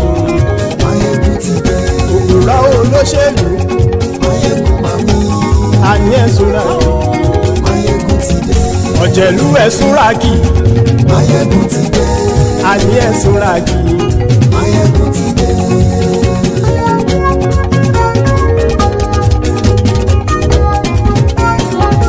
Mayegun ti dé. Gbogbo ọ̀jẹ̀lú ẹ̀sùn ràkì. Mayegun ti dé. Gbogbo ọ̀jẹ̀lú ẹ̀sùn ràkì. Ṣùgbọ́n ní bá ti ṣe èyí tó yẹ kí wọ́n ṣe, ọmọ bá dèrò ní fi wọ́n níran o. Mayegun ti dé. Gbogbo ọ̀jẹ̀lú ẹ̀sùn ràkì. Mayegun ti dé. Gbogbo ọ̀jẹ̀lú ẹ̀sùn ràkì. Ṣùgbọ́n ní bá ti ṣe èyí tó yẹ kí wọ́n ṣe, ọmọ bá dèrò ní fi wọ́n níran. Wọ́n fowó bẹ́ẹ̀ o. Mayegun ó sọ pé wọ́n ò bẹ́ẹ̀. Wọ́n fowó bẹ́ẹ̀. Mayegun ó sọ pé wọ́n ò bẹ́ẹ̀. Oníkanṣá ti ṣe èyí tó yẹ kí wọ́n ṣe fáwọn ará ìlú tó gbé wọn débẹ̀ o. Ayé. Mayegun ti dé. Gbogbo ọ̀jẹ̀lú ẹ̀sùn ràkì. Mayegun ti dé. Gbogbo ọ̀jẹ̀lú ẹ̀sùn ràkì. Ṣùgbọ́n ní bá ti ṣe yìí tó yẹ kí wọ́n ṣe, ọmọ bá dẹ́rọ̀ ò ní fi wọ́n níran. Ha! Kì máa yí ṣe eré, ọ̀rọ̀ yìí kì í ṣe ẹ̀fẹ̀. Kì máa yí ṣe eré, ọ̀rọ̀ yìí kì í ṣe ẹ̀fẹ̀. Ẹni bá ti lè lẹ́bọ̀ lẹ́rù o, ọmọ bá dèrò kàṣàyè tú wọn síta. Mayegun ti dé. Gbogbo ọ̀jẹ̀lú ẹ̀sùn ràkì. Mayegun ti dé. Gbogbo ọ̀jẹ̀lú ẹ̀sùn ràkì. Ṣùgbọ́n ní bá ti ṣe yìí tó yẹ kí wọ́n ṣe, ọmọ bá dẹ́rọ̀ ò ní fi wọ́n níran. Tẹnitẹni ọmọ Mayegun ọ̀rẹ́ ara ìlú mọ̀mọ́ ni mo fọlọ́hún sọ ẹ̀ bá kìlẹ́bù. Lóòótọ́ olódodo ìlú ọ̀tá ìlú mọ̀mọ́ ni ìwọ ṣá máa ń ṣọ́ra kò sì mọ́ bẹ̀rù. Bọ́tà ń lè rí bóníṣègùn lé káwọn mọ̀mọ́ fi ṣera wọn ni ó ti dẹrùn tí wọn ò gbọ́dọ̀ sè mọ́bẹ̀. Èèpo ọ̀bọ̀ lọmọ bá dérò tàjẹ́ ò gbọ́dọ̀ jẹ́, ó ti dọba lórí abínú ẹni kò sì mọ́ bùyà. Àìsíwọ́lu ní ẹnìkẹ́ ìgbódì ẹyin lábàrá o, ó kó ẹni tó bá dán o àkàmù. Mayegun ti dé. Gbogbo ọ̀jẹ̀lú ẹ̀sùn ràkì. Mayegun ti dé. Gbogbo ọ̀jẹ̀lú ẹ̀sùn ràkì o. Ẹni bá ti ṣe yìí tó yẹ kí wọ́n ṣe, ọmọ bá dèrò òní fi wọ́n níran o. Mayegun ti dé. Gbogbo ọ̀jẹ̀lú ẹ̀sùn ràkì. Mayegun ti dé. Gbogbo ọ̀jẹ̀lú ẹ̀sùn ràkì. ṣùgbọ́n ní má ti ṣe yìí tó yẹ kí wọ́n ṣe ọmọ bá dẹ́rọ̀ ò ní fi wọ́n níran.